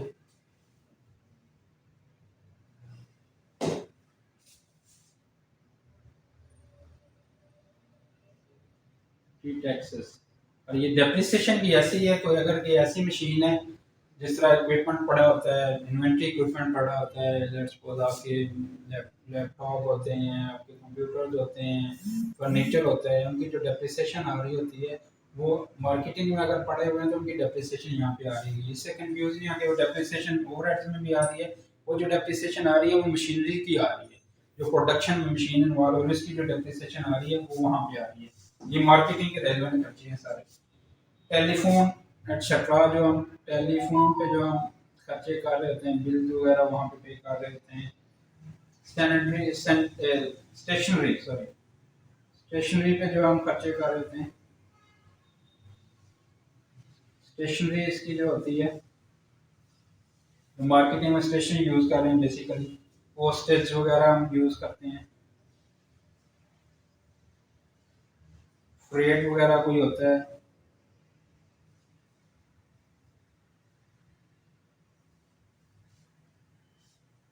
यानी अदर मिसलेनियस जो मार्केटिंग के रेलिवेंट होगा वो इधर आएगा, यानी अदर मिसलेनियस एक्सपेंस। ठीक है, ये हमारे क्या है, मार्केटिंग नेचर के एक्सपेंसेस हैं। ये सेल्स सैलरीज हैं, सेल्स स्टॉक कमीशन जो हम उसको कमीशन पे करते हैं, कुछ समटाइम हम सेल्स पे कमीशन ऑफर कर देते हैं। अगर सेल्समैन इतनी सेल्स करेगा तो उसमें हम कमीशन देंगे, तो ये सेल्स स्टॉक कमीशन क्या रहेगा। एम्प्लॉयर्स पेरोल टैक्सेस होंगे जो हमने इस पे टैक्सेस किए हुए, एडवर्टाइजिंग आ जाएगी। सैम्पलिंग, सैंपल्स जो हम सैंपल बेस पे प्रोडक्ट दे रहे होते हैं फॉर जो है प्रमोशन पर्पस के लिए, तो वो भी आपकी यहाँ पे आ रही होगी। एंटरटेनमेंट, अगर हम जो कस्टमर हमारे पास विजिट पे आ रहे हैं, जो देख रहे हैं चीज़ें मार्केटिंग में, हम उसको एंटरटेनमेंट दे रहे हैं तो वो भी खर्चा यहाँ पे एंटरटेनमेंट ओवरहेड्स, मार्केटिंग ओवरहेड्स में अगर ट्रैवलिंग एक्सपेंस, जो हम ट्रैवल करके अगर मार्केटिंग करने जा रहे हैं कहीं पे, तो हमारा ट्रैवलिंग एक्सपेंस कहलाएगा।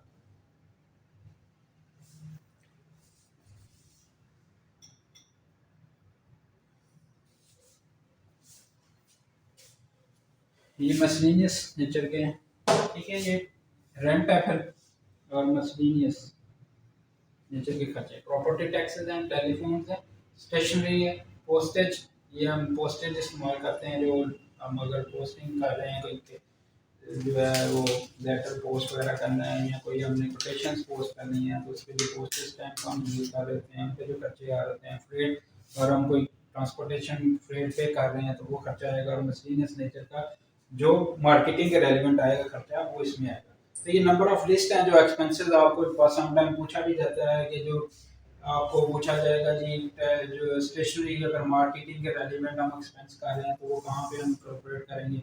डेप्रिसिएशन अगर कोई मार्केटिंग में इक्विपमेंट की है तो वो कहाँ पे इंकॉर्पोरेट होगी, तो फिर आप उसको देखेंगे आप ये मार्केटिंग एक्सपेंसेस में हो जाएगी। इसी तरह हम एडमिन को देख लेते हैं।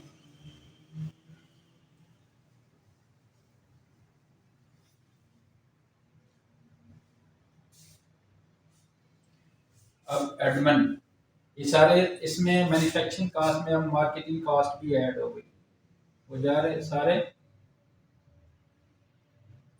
जो हमने किया लिस्ट अभी रिमूव अरेज की है और हमने इसमें लिस्ट को डिस्कस किया है, वो सारे इसमें ऐड अप हो जाएगी। Manufacturing cost and marketing cost add हो जाएगी। अब आ जाते हैं एडमिन में क्या क्या खर्चे होते हैं।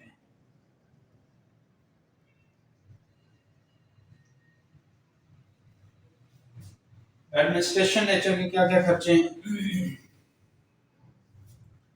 इसमें एडमिन स्टाफ की सैलरी आ जाएगी, स्टाफ सैलरी, ठीक है। उसी तरह उनके पेरोल टैक्सेस आ जाएंगे। ये देखिए आप, ये पेरोल टैक्सेस वहाँ पे भी आ रहा है, मार्केटिंग में वो जो एम्प्लॉयज मार्केटिंग में काम कर रहे हैं वो वहाँ पे आ रहे हैं, और जो एडमिन में एम्प्लॉयज होंगे वो एडमिन में आ रहे होंगे।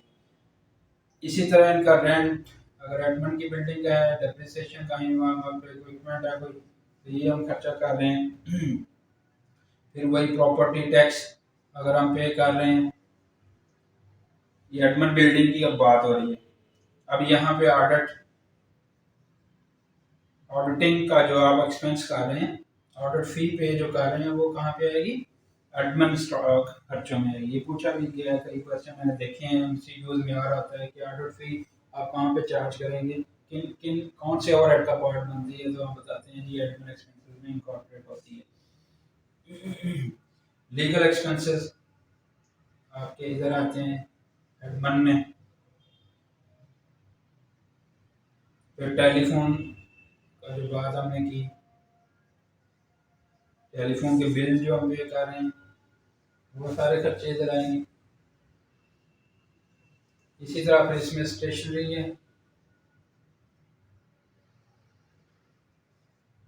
पोस्टेज है,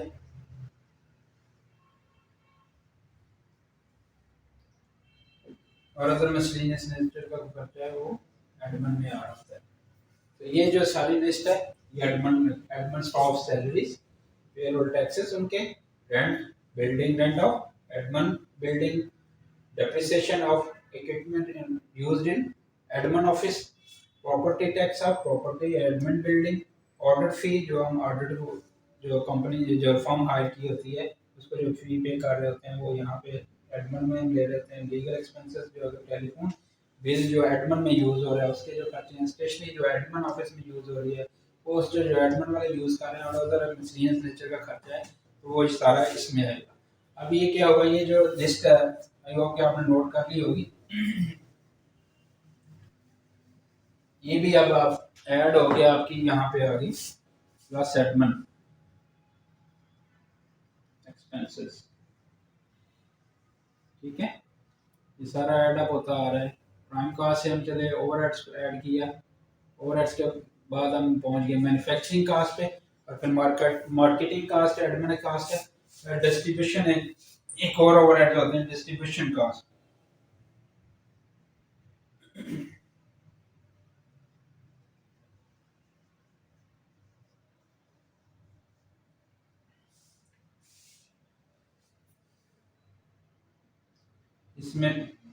सेकेंडरी पैकिंग वगैरह आ जाती है।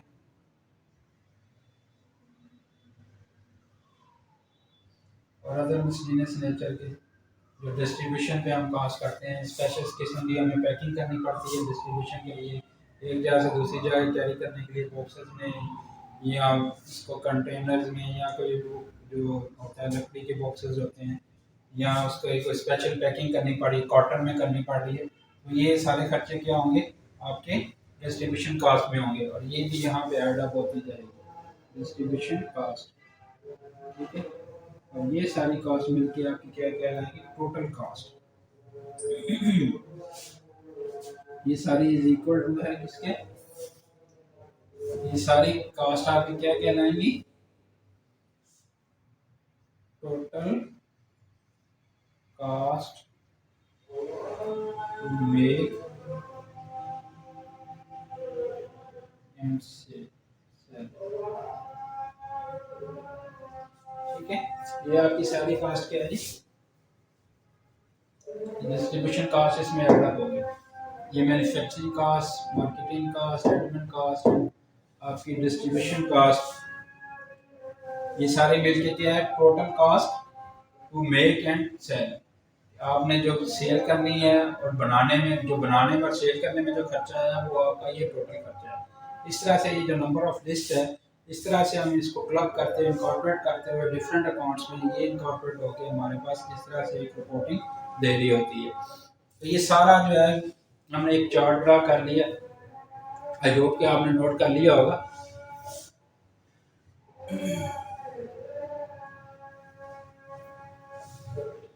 इसके बारे में अगर कोई क्वेश्चन है तो आप मुझे SMS करके पूछ सकते हैं। ये सारा हमने एक पूरा एक एनालिसिस कर लिया ऑपरेटिंग कास्ट का, कि किस साइड में कौन कौन सी कास्ट आती है, और कैसे हम इसको जो मेक एंड सेल की कास्ट है टोटली ये कैसे इनकॉर्पोरेट होकर हमारे पास कॉन्फर हो रही होती है।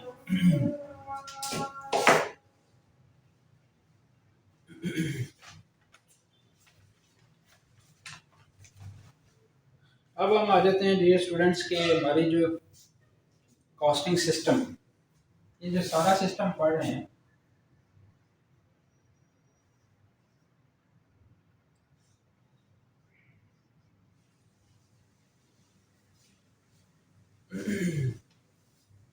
ये कॉस्टिंग सिस्टम है क्या, costing system and cost accounting,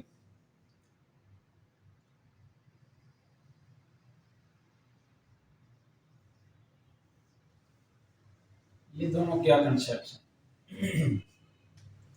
costing system क्या है, कोई भी ऐसा सिस्टम जो आपको, बेसिकली हमने पढ़ा था कास्ट का ऑब्जेक्टिव क्या था, वो सर्टेनमेंट ऑफ प्रोडक्ट कॉस्ट। अब जो ऐसा सिस्टम जो आपको उस प्रोडक्ट की कॉस्ट को कैलकुलेट करके दे रहा है, वो आपका क्या कहलाएगा, कॉस्टिंग सिस्टम। कॉस्टिंग सिस्टम में आप क्या करते हैं कि आप देख लेते हैं कि आपका जॉब कार्ड बन रहा है, ठीक है, उसके बाद आपका जो कॉस्ट शीट बन रही होती है, उस कॉस्ट शीट पे आपकी सारी जो है, कॉस्ट शीट क्या होती है, तो आपकी जो सारी कॉस्ट उस पर एक ही शीट पे, कॉस्ट शीट, एक ही शीट पे आपका मटेरियल की इंफॉर्मेशन, लेबर की इंफॉर्मेशन, ओवरहेड्स की इंफॉर्मेशन, ये सारी उधर आके आप एक क्लब करके टोटल कास्ट पे पहुंच रहे होते हैं। तो ये आपकी कास्ट क्या कहला रही थी, कास्ट शीट। अब ये जो सिस्टम, लेबर आ रहा है, मटेरियल आ रहा है, लेबर आ रहा है, ओवरहेड्स आ रहा है, कहीं ना कहीं से आपके पास एक सिस्टम से होके आ रहा है। तो जिस सिस्टम से होके आ रहा होता है उसको हम क्या कहते हैं, कास्टिंग सिस्टम। ये कॉस्ट सिस्टम डेवलप किया जाता है, ये पूरा एक सिस्टम है जो हमें बुक्स बताती हैं कि मटेरियल कैसे रिक्विजिशन होती है और कैसे अकाउंट फॉर किया जाता है, उसमें लेजर में कैसे एंट्री होती है, फिर उसके बाद कौन से कंट्रोल अकाउंट्स बनते हैं और कैसे जो है हम रिपोर्टिंग की तरफ जाते हैं। तो बेसिकली जब हम एक प्रोडक्ट की कॉस्ट शीट तक जो हम काम कर रहे होते हैं, वो आपका कॉस्टिंग सिस्टम होता है। कि एक प्रोडक्ट की कॉस्ट आपको कॉस्ट शीट बता रही होती है कि एक प्रोडक्ट पे आपकी कॉस्ट क्या होगी है। ये कॉस्टिंग सिस्टम के थ्रू आप कॉस्ट शीट से अकाउंट फॉर करते हुए आप एक प्रोडक्ट की कॉस्ट को सर्टेन करते हैं और ये सारा सिस्टम क्या कहलाता है, कास्टिंग सिस्टम। अब एक प्रोडक्ट की कास्ट आपको कास्ट शीट में बता दी और टोटल कास्ट भी साथ में ये बता रही होगी, तो इस सिस्टम को हम फिर कर लेके आते हैं रिपोर्टिंग फॉर्म में। फिर हम रिपोर्टिंग फॉर्म में आके कंट्रोल अकाउंट्स बना देते हैं, मटेरियल अकाउंट्स, ठीक है, लेबर का बन रहा होता है, ओवरहेड्स का बन रहा होता है, और फिर हम जो है ना वो प्रॉफिट एंड लॉस पे चले जाते हैं, इनकम स्टेटमेंट पे। तो ये सारा जो अकाउंटिंग रिपोर्टिंग होती है, ये रिपोर्टिंग है ना, ये बेसिकली ये कास्ट अकाउंटिंग है। ये सारी कास्ट को जब आपने कास्टिंग सिस्टम ने आपको एक कास्ट कैलकुलेट दी, उसको आप रिपोर्ट कैसे करते हैं, ये बेसिकली क्या है आपकी अकाउंट फॉर कैसे करते हैं और रिपोर्ट कैसे करते हैं, ये बेसिकली आपकी क्या है, कास्ट अकाउंटिंग है।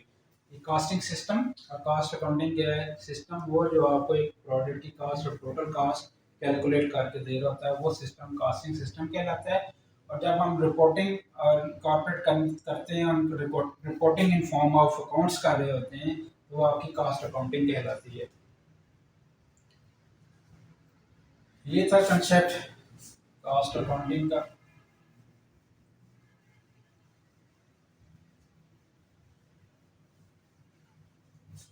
अब हम आ जाते हैं जी कॉस्ट सेंटर्स के।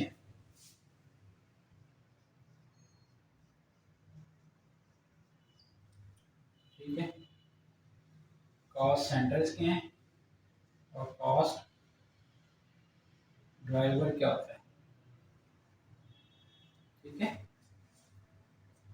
कॉस्ट सेंटर्स, कॉस्ट सेंटर कोई भी एक सेंटर जिससे आप कॉस्ट को आइडेंटिफाई कर सकते हैं with respect to a shop. एक शॉप के लिए जहाँ पे वो प्रोडक्शन हो रही है और शॉप की आप कॉस्ट कैलकुलेट कर लेते हैं, तो वो आपका क्या कहलाएगा, कॉस्ट सेंटर कहलाएगा।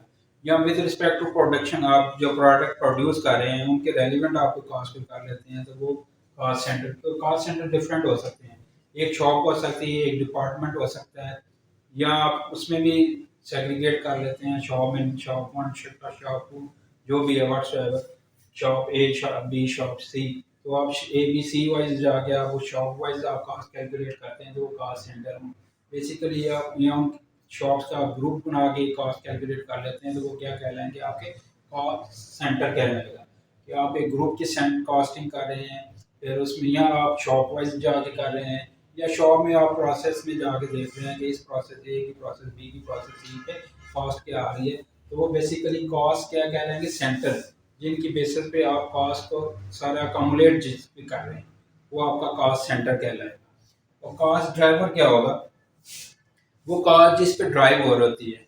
जिस तरह लेट्स सपोज रोजमर्रा लाइफ में हम देखते हैं कोई गाड़ी हम रन कर रहे हैं, तो वो किस पे ड्राइवर पे बेस कर रही होती है, वो कितना इसको गाड़ी को चला लेता है, वो सफ़र इस पे कितना करता है, एक जगह से दूसरी जगह कितने किलोमीटर उस गाड़ी को ले जाता है, तो वो उसकी जो कास्ट, हम जो कास्ट कैलकुलेट करेंगे कि इस पे पेट्रोल की कास्ट इतनी आ गई है, तो क्या होगी, उसकी ड्राइविंग पे बेस कर रही होगी, उसने कितनी ड्राइविंग की है। अगर गाड़ी खड़ी रही है तो पेट्रोल की कास्ट नहीं है, अगर गाड़ी उसने ड्राइव की है ड्राइवर ने, तो वो क्या होगा, ज़्यादा कास्ट पर इंकर हो रही होगी। तो वो बेसिकली जो ड्राइवर है उसका ड्राइव कास्ट बढ़ने का बायस बन रहा होता है, वो बेसिकली ड्राइव का ड्राइवर है उस कास्ट का। इसी तरह जब हम देखते हैं मैन्युफैक्चरिंग प्रोसेस में, हम देखते हैं कि इनके ड्राइवर्स क्या बन रहे हैं, जो भी ये कास्ट इंकर हो रही है उसके ड्राइवर्स क्या हैं। लेबर की कास्ट आप किस पे ड्राइव कर रही होती है कि लेबर आवर्स, जितने लेबर आवर्स ज़्यादा काम करेगी उतने लेबर आवर्स उसकी कास्ट उसकी बढ़ जाएगी, जितने लेबर आवर्स कम करेगी तो उतने लेबर आवर्स उसकी कास्ट कम हो जाएगी। अब उसके लेबर की कास्ट का ड्राइवर क्या होगा, लेबर आवर्स। इसी तरह मशीन, अगर मशीन की बात करें तो मशीन जितने घंटे चलेगी उतना ज़्यादा इस पे कास्ट इंकर होगी, अगर कम चलेगी तो कास्ट कम इंकर होगी। तो इसकी कास्ट की क्या है, मशीन आवर्स, मशीन आवर्स पे बेस कर रहा है, तो ये इसका ड्राइवर क्या है, मशीन कास्ट का मशीन आवर्स। इसी तरह हर किसी कास्ट का कोई ना कोई ड्राइवर होता है, तो उसको हम बोलते हैं कास्ट ड्राइवर, कि वो कास्ट किस पे ड्राइव हो रही है।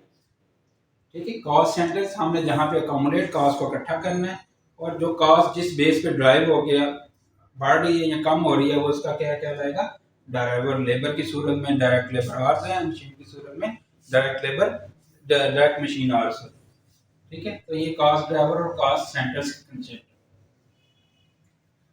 अब हमने जो सारा पढ़ा इसको सम अप करते हैं, इसका फ्लो सारा क्या बनेगा। हम आ जाते हैं फिर कॉस्ट अकाउंटिंग साइकिल की जर्नी। कॉस्ट अकाउंटिंग साइकिल क्या बन रहा है हमारा। हमने देखा कि सारा हमारा जो फ्लो है, फ्लो ऑफ कॉस्ट कैसे बनेगा। फ्लो ऑफ कॉस्ट, कॉस्ट कहाँ से चलेगी और कहाँ तक एंड होगी, वो पूछे हम पूरा एक चार्ट बनाते हैं, सारा हमने देख लिया कॉस्ट का किधर किधर इनकॉर्पोरेट होती है। अब हम देखते हैं कि इसका फ्लो बेसिकली बन कैसे रहता है। तो बेसिकली हम फर्स्ट ऑफ ऑल क्या करते हैं, मटेरियल अकाउंट बनाते हैं ना।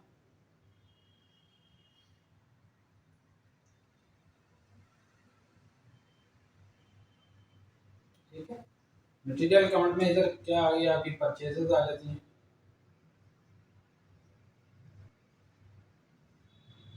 ठीक है,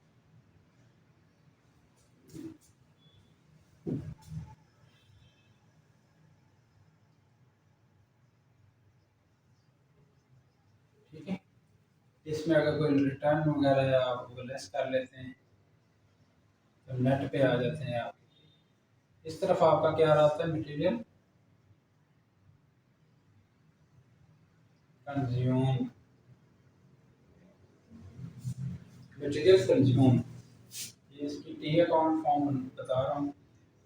ठीक है, ये इस साइड पे आपकी सारी परचेजेस रिटर्न और जो भी व्हाट्सएवर इसके लेफ्ट साइड क्रेडिट साइड पे आपका आ रहा है मटेरियल कंज्यूम, कि आपने मटेरियल कंज्यूम कितना किया। अब ये मटेरियल जो है कंज्यूम ये कहाँ पे चला जाएगा, वर्क इन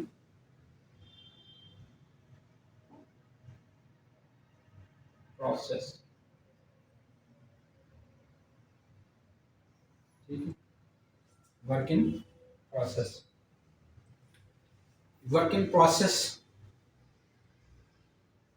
क्या ये टी अकाउंट है, ये कास्ट यहाँ से चली और ये इधर आ गई। ठीक है, इसके साथ जब वर्क इन प्रोसेस में आएंगे तो दूसरा और क्या साथ हमारे आ रहा होगा, डायरेक्ट लेबर। ठीक है, ये इधर आ जाएगी, ये दोनों मिलके क्या कहला रही होती हैं, प्राइम कास्ट। ठीक है,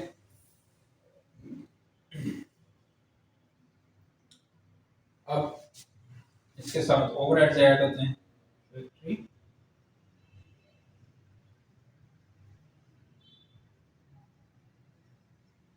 फैक्ट्री ओवरहेड्स ऐड अप हो गई, यहाँ पे आपके पास ये वर्क इन प्रोसेस में बन आता है।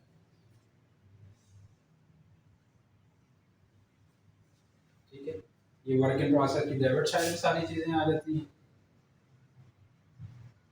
और यहाँ से जब हम क्रेडिट साइड पे देते हैं थोड़ा सा फ्लो कंप्लीट नहीं होगा due to short of screen display. इसको मैं थोड़ा सा दोबारा ड्रा करता हूँ और शॉर्ट करने की कोशिश करता हूँ। इस तरह कोशिश करता हूँ कि आपकी स्क्रीन पे पूरा हो जाए, कंप्लीट एक पिक्चर पूरी स्क्रीन पे आएगी तो सही अंडरस्टैंडिंग बन जाएगी पूरे फ्लो की। फ्लो ऑफ कॉस्ट पे हम बात कर रहे हैं, हमने शुरू किया मटेरियल से। ठीक है, मटेरियल अकाउंट, मटेरियल अकाउंट में हमने बात की परचेजेस यहाँ पे आ जाती हैं। ठीक है, फिर रिटर्न वगैरह तो वो यहाँ पे लेस हो जाती हैं और इस तरफ आ रहा था मटेरियल कंज्यूम्ड। ठीक है, जो हमने मटेरियल इस्तेमाल किया है फॉर प्रोडक्शन। अब ये आ जाएगा वर्क इन प्रोसेस में, work in process, W for work in process. ठीक है, ये मटेरियल इधर ऐड अप हो जाता है और फिर यहाँ से दूसरे अकाउंट्स की तरफ से हमें जो है डायरेक्ट लेबर मिल होती है पेरोल से, वो भी यहाँ पे आके ऐड अप हो जाती है। ये दोनों चीज़ें क्या क्या ला रही होती हैं, प्राइम कास्ट। ठीक है, फिर यहाँ पे ओवरहेड्स, फैक्ट्री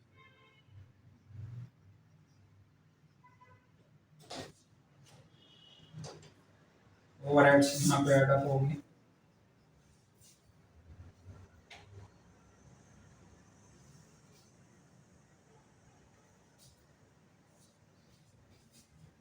यहाँ पे आपने तो क्रेडिट साइड आपकी बनेगी और ये चली जाएगी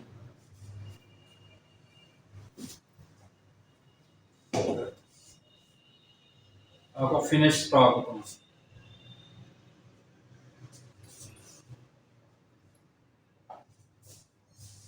ठीक है, ये जो यहाँ से कॉस्ट आपकी फिनिश स्टॉक अकाउंट में इंक्लूड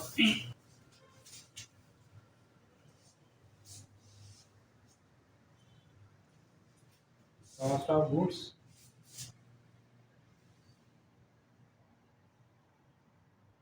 फैक्चर्ड, ये यहाँ पे आ फिनिश स्टॉक अकाउंट। यहाँ से हम जो फिनिश स्टॉक अकाउंट से क्रेडिट साइड पे जा रहते हैं, ये कॉस्ट ऑफ गुड्स सोल्ड बन जाती है। ठीक है, तो यहाँ से फिर हम नीचे इनकम स्टेटमेंट की तरफ जा रहे हैं।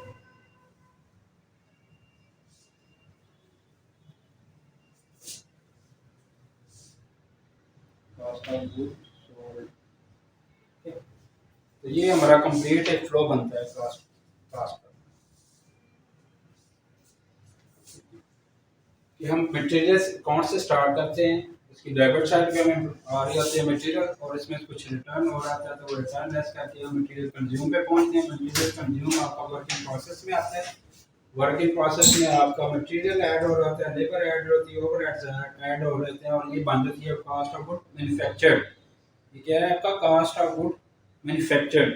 ये cost of good and manufacture जो आती है ये जाके डेबिट साइड पे जाती है फिनिश गुड स्टॉक अकाउंट से, और यहाँ से तो क्रेडिट साइड पे जो हम ले रहे होते हैं वो कॉस्ट ऑफ गुड सोल्ड निकाल के हम हमें मिल रही होती है कॉस्ट ऑफ गुड सोल्ड। ये है और कॉस्ट ऑफ गुड सोल्ड का हम इनकम स्टेटमेंट में ले जाके इसका प्रॉफिट एंड लॉस कैलकुलेट कर देते हैं, देन हम चले जाते हैं बैलेंस शीट की तरफ। तो ये बेसिकली आपकी है कॉस्ट ऑफ गुड्स, ये पूरा फ्लो है, ये है फ्लो ऑफ कॉस्ट। कॉस्ट पूरी इस तरह से अकाउंट पर होते हुए आपके इनकम स्टेटमेंट और बैलेंस शीट तक जाती है। आई होप कि आप इसको अंडरस्टैंड कर रहे होंगे। अगर इसी में कोई क्वेश्चन है तो आप मुझसे मैसेज एसएमएस करके पूछ सकते हैं। तो ये हमने फ्लो इसको देख लिया, अब हम आ जाते हैं जी साइकिल क्या कंप्लीट होता है, फिर इसका साइकिल आज कंप्लीट करते हैं इसका कॉस्ट अकाउंटिंग का। इसमें कौन कौन से अकाउंट्स बन रहे होते हैं।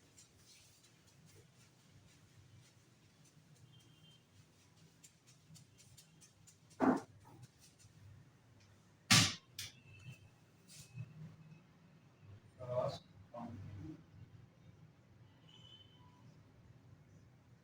साइकिल, अब ये पूरा साइकिल जो है इसमें हम क्या कौन से अकाउंट्स बना रहे होते हैं। नंबर वन हमने देखा कि हम material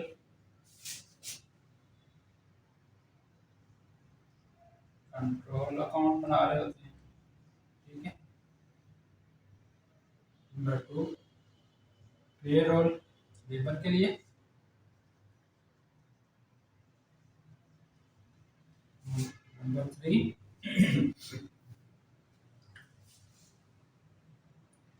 factory overhead control account, number four applied factory overhead control account. ये applied factory overhead control account हम टाइम हम जो है अच्छी फैक्ट्री और जब हम एक बड़े सेटअप पे काम कर रहे होते हैं तो उसकी कॉस्ट कैलकुलेट करने के लिए हमें बिफोर प्रोडक्शन पे जाने के लिए एक्चुअली कॉस्ट आपको अवेलेबल नहीं होती, तो आपने कॉस्ट को कहीं ना कहीं जो है वो कोड करना होता है, कोटेशंस देनी होती हैं। कोटेशन बेसिकली कंसेप्ट क्या है, ये भी समटाइम क्वेश्चन आ जाता है, कोटेशंस क्या होता है। कोटेशंस क्या है कि आपने जो इनवॉइसेस या जो कोटेशन या जो आपने अपनी प्राइस को सेट किया है वो जो आप ऑफर करने जा रहे हैं अपने बायर को, वो आपकी कहलाएगी कोटेशन है। कोटेशन इन रिटर्न फॉर्म आप उसको ऑफर करते हैं कि हम आपको ये फलानी फलानी प्रोडक्ट है, इस स्पेसिफिकेशन के तहत हम आपको इतनी कास्ट में आपको प्रोवाइड करेंगे, तो वो आपकी कहलाएगी कोटेशंस।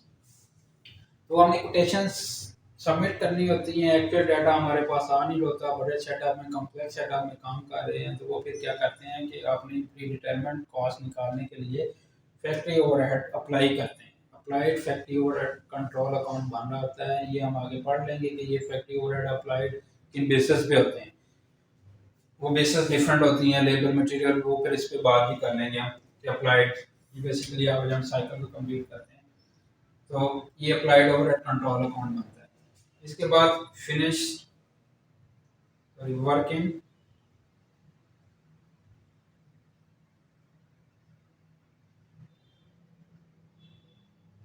प्रोसेस कंट्रोल अकाउंट, ठीक है। इसके बाद ये सारा जो है वर्क इन प्रोसेस में आ जाती है। ये सारी कास्ट इनकर होकर वर्क इन प्रोसेस में आती है। वर्क इन प्रोसेस से फिनिश्ड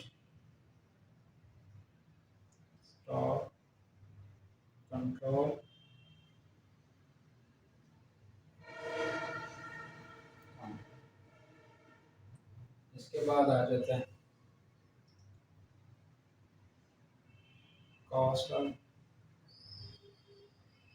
गुड्स सोल्ड, ठीक है। इसके बाद हम सेल्स कंट्रोल अकाउंट लेते हैं। सेल्स कंट्रोल अकाउंट आ जाता है हमारे पास। उसके बाद एडमिन या सेलिंग एक्सपेंसेस, ये आपका स्क्रीन शायद शॉर्ट हो रही है, मैं इसको थोड़ा सा ऊपर ले जाता हूँ।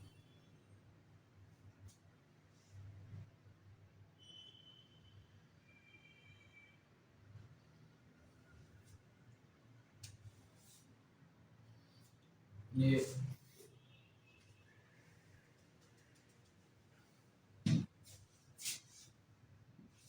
9th नंबर पे हम एडमिन एक्सपेंसेस कंट्रोल अकाउंट बना लेते हैं।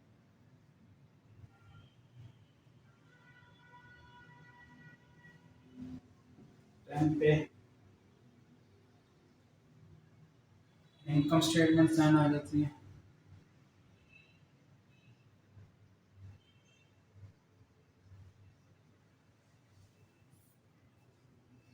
ये सारा हमारा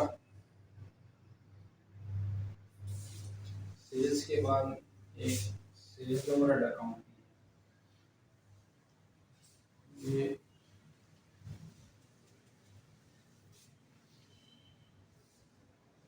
यहाँ पे सेल्स ओवरहेड अकाउंट, देन आपका ये 9th, ये 10th, ये 11th, ये पूरा साइकिल आपका कंप्लीट हो जाता है। Cost accounting cycle, cost accounting cycle में हमने material control account, payroll control account, factory control account, ये सबसे पहले हम इन पे आ जाते हैं। फिर अप्लाइड ओवरहेड कंट्रोल अकाउंट बनता है। Then work in process control account बनता है। ये का पूरा एक फ्लो और आपको साइकिल बता रहे हैं कि मटेरियल कंट्रोल अकाउंट में क्या मटेरियल की कास्ट आ रही होती है। फिर वर्क पेरोल कंट्रोल अकाउंट में लेबर्स की कास्ट आ रही होती है। फैक्ट्री ओवरहेड कंट्रोल अकाउंट में हमारे फैक्ट्री ओवरहेड्स आ रहे होते हैं। अगर हम अप्लाई कर रहे होते हैं तो अप्लाइड अकाउंट में आ रहा होता है। देन ये सारी कास्ट आके क्लब हो जाती है work in process control account में। Work in process control account से जो प्रोडक्ट कंप्लीट होती हैं उनकी कास्ट आ जाती है फिनिश स्टॉक अकाउंट, यानी जो प्रोडक्ट्स आपकी कंप्लीट हो चुकी हैं। वो कंप्लीट में से जो आपकी प्रोडक्ट्स जो स्टोर में पड़ी हुई हैं उनमें से जो सेल आउट होती हैं वो फिर आ जाती हैं cost of goods sold control account. ये भी कंट्रोल अकाउंट ही है, cost of goods sold control account. Control का मीनिंग ये है कि कंट्रोल लफ्ज आप मे भी आपके ज़हन में क्वेश्चन आ रहा हो कि कंट्रोल कंट्रोल हर किसी के साथ क्यों ऐड किया गया है। सम टाइम ये जो मटेरियल कंट्रोल अकाउंट का मतलब ये है कि एक फैक्ट्री में जो प्रोडक्शन हो रही है उसमें नंबर ऑफ मटेरियल्स इन्वॉल्व हो होते हैं प्रोडक्शन में। तो आप number of materials, her material का कंट्रोल और मटेरियल का एक अकाउंट या सब लेजर या सब्सिडरी लेजर बन रहा होता है, तो वो सब्सिडरी लेजर्स कहलाते हैं। वो सारे क्लब होके एक ही मटेरियल कंट्रोल अकाउंट में एक समराइज मटेरियल अकाउंट बनता है, इसलिए इसको कहते हैं मटेरियल कंट्रोल अकाउंट। यानी इसके सब्सिडरी रिकॉर्ड्स भी मौजूद होंगे। जब भी यहाँ पे मटेरियल कंट्रोल अकाउंट का लफ्ज़ आप पढ़ेंगे तो इस मीन आपके जेब में आएगा कि इसका सब्सिडरी रिकॉर्ड भी कोई ना कोई मौजूद होगा। इसी तरह पेरोल कंट्रोल अकाउंट का भी, इसी तरह 50 ओवर कंट्रोल अकाउंट का भी, इनडायरेक्ट नेचर के जितने भी नंबर ऑफ लिस्ट हमने पढ़ी थी एक्सपेंसेस की, उनके लेजर्स डिफरेंट भी हो सकते हैं। तो उनको सब्सिडरी लेजर्स को क्लब करते हुए हम सारा ये कंपाइल करके एक मेन समरी आज इस पिक्चर पे आ रहे होते हैं, तो इसलिए हम इसको कहते हैं कंट्रोल। इसी के तहत पूरे सारा मटेरियल कंट्रोल इसके तहत कंट्रोल कर रहे हैं। तो हम पहुंचे थे cost of goods sold control account पे आ गए। उसके बाद सेल्स कंट्रोल अकाउंट। अब हम जो कॉस्ट ऑफ गुड्स सोल्ड की, उनके अगेंस्ट हमने सेल्स रेवेन्यू कितना जनरेट किया। हमारी कॉस्ट तो थी 100 रुपए की, हमने सेल किया 120 रुपए में। अब आपने ये बताएगा कि आपका रेवेन्यू क्या था, ठीक है। अब इस रेवेन्यू के अगेंस्ट हमने सेल्स ओवरहेड्स कंट्रोल अकाउंट एक बनाया कि ये सेल्स करने में हमें कितने ओवरहेड्स इनकर करने पड़े, मार्केटिंग का खर्चा क्या करना पड़ा, डिस्ट्रीब्यूशन का खर्चा क्या करना पड़ा, वो सारा इसमें हम अकाउंट फॉर करेंगे। वो आ जाएगा सेल ओवरहेड्स कंट्रोल अकाउंट में। Then admin expenses control account, यानी अब एडमिन पूरे बिजनेस को एडमिनिस्ट्रेशन सर्विसेज देने के लिए जो एडमिन नेचर के हमने खर्चे किए हैं वो हमारे एडमिन एक्सपेंसेस कंट्रोल अकाउंट में आएंगे। देन जब हम सेल ऑफ कंट्रोल अकाउंट्स को कॉस्ट ऑफ गुड्स सोल्ड से लेस करके, सेल्स ओवरहेड मार्केटिंग और एडमिन लेस करके हम प्रॉफिट जो शो कर रहे होंगे वो जाके हम इनकम स्टेटमेंट में ये चीज़ें हम कर देते हैं कि हमारी रेवेन्यू ये था, हमारी कॉस्ट ऑफ गुड्स सोल्ड ये थी, ये हमारा ग्रॉस प्रॉफिट है, इसमें से ये हमने मार्केटिंग ऑपरेटिंग एक्सपेंसेस जो किए हैं, मार्केटिंग एडमिन नेचर के एक्सपेंसेस लेस करके हमारी नेट प्रॉफिट ये है। अब उस पर हमने टैक्स पे करना है और फिर टैक्स आफ्टर टैक्स पेमेंट आपके पास आ जाती है। तो ये इनकम स्टेटमेंट पूरा एक साइकिल बनता है, एक फ्लो बनता है जो हम देख रहे हैं अभी।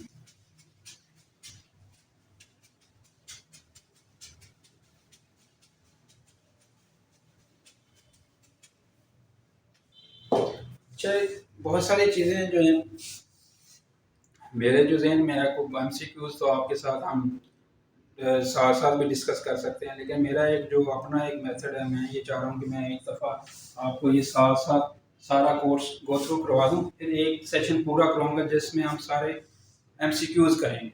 जब आप हमने गो थ्रू किया होगा ना, फ़ौरन से आपको क्लिक करेगा कि ये इसका आंसर है। तो हम एमसीक्यूज का एक नंबर ऑफ एमसीक्यूज जो है हम लिस्ट लेंगे, उनको हम एक पूरे एक सेशन में सिर्फ एमसीक्यूज, जब हम ये लेक्चर कंप्लीट कर देंगे होपफुली एक या दो सेशन में हम कंप्लीट कर लेंगे, तो हम फिर उसके एक सेशन में एमसीक्यूज पर डिस्कस करेंगे और ये हमारा इंशाल्लाह ये टॉपिक कंप्लीट हो जाएगा और फिर हम नेक्स्ट टॉपिक की तरफ मूव कर देंगे। तो आज के सेशन के लिए इतना ही। कल हम कुछ नए सेशन के साथ जो है वो मेथड ऑफ कॉस्ट अकाउंटिंग देखेंगे, फिर उनका मटेरियल लेबर भी थोड़े डेप्थ में चल जाके चीज़ों को देखते हुए इसको कोशिश करेंगे कि एक या दो सेशन में हम इसको सम अप कर लें और फिर हम एमसीक्यूज की एक पूरी सेशन की प्रैक्टिस करें और देन इसके बारे में हम एक टेस्ट भी रख लेंगे जिसके एमसीक्यूज का आपको टेस्ट सेंड करके वो भी हम आपको प्रैक्टिस करवा देंगे और फिर ये हमारा टॉपिक कंप्लीट हो जाएगा। इस पर इंशाल्लाह फिर फुली ग्रिप होगी आपकी in all respect. Okay, thank you very much. See you inshallah next lecture. Okay, thank you. Allah Hafiz.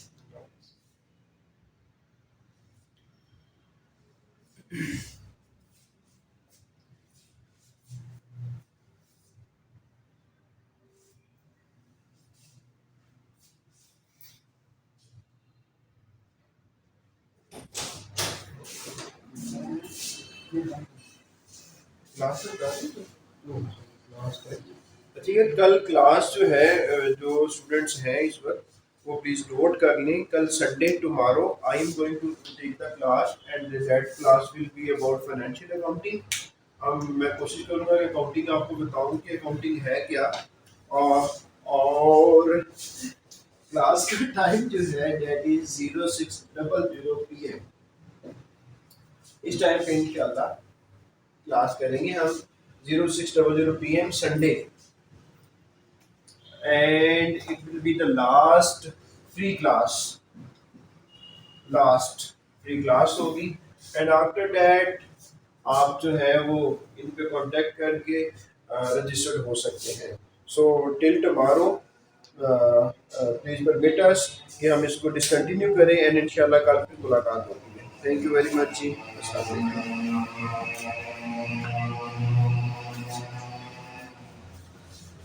जी मैंने बता दिया है, कल मगरिब के बाद 6 बजे PM 0600 PM पे क्लास होगी। Thank you very much ji.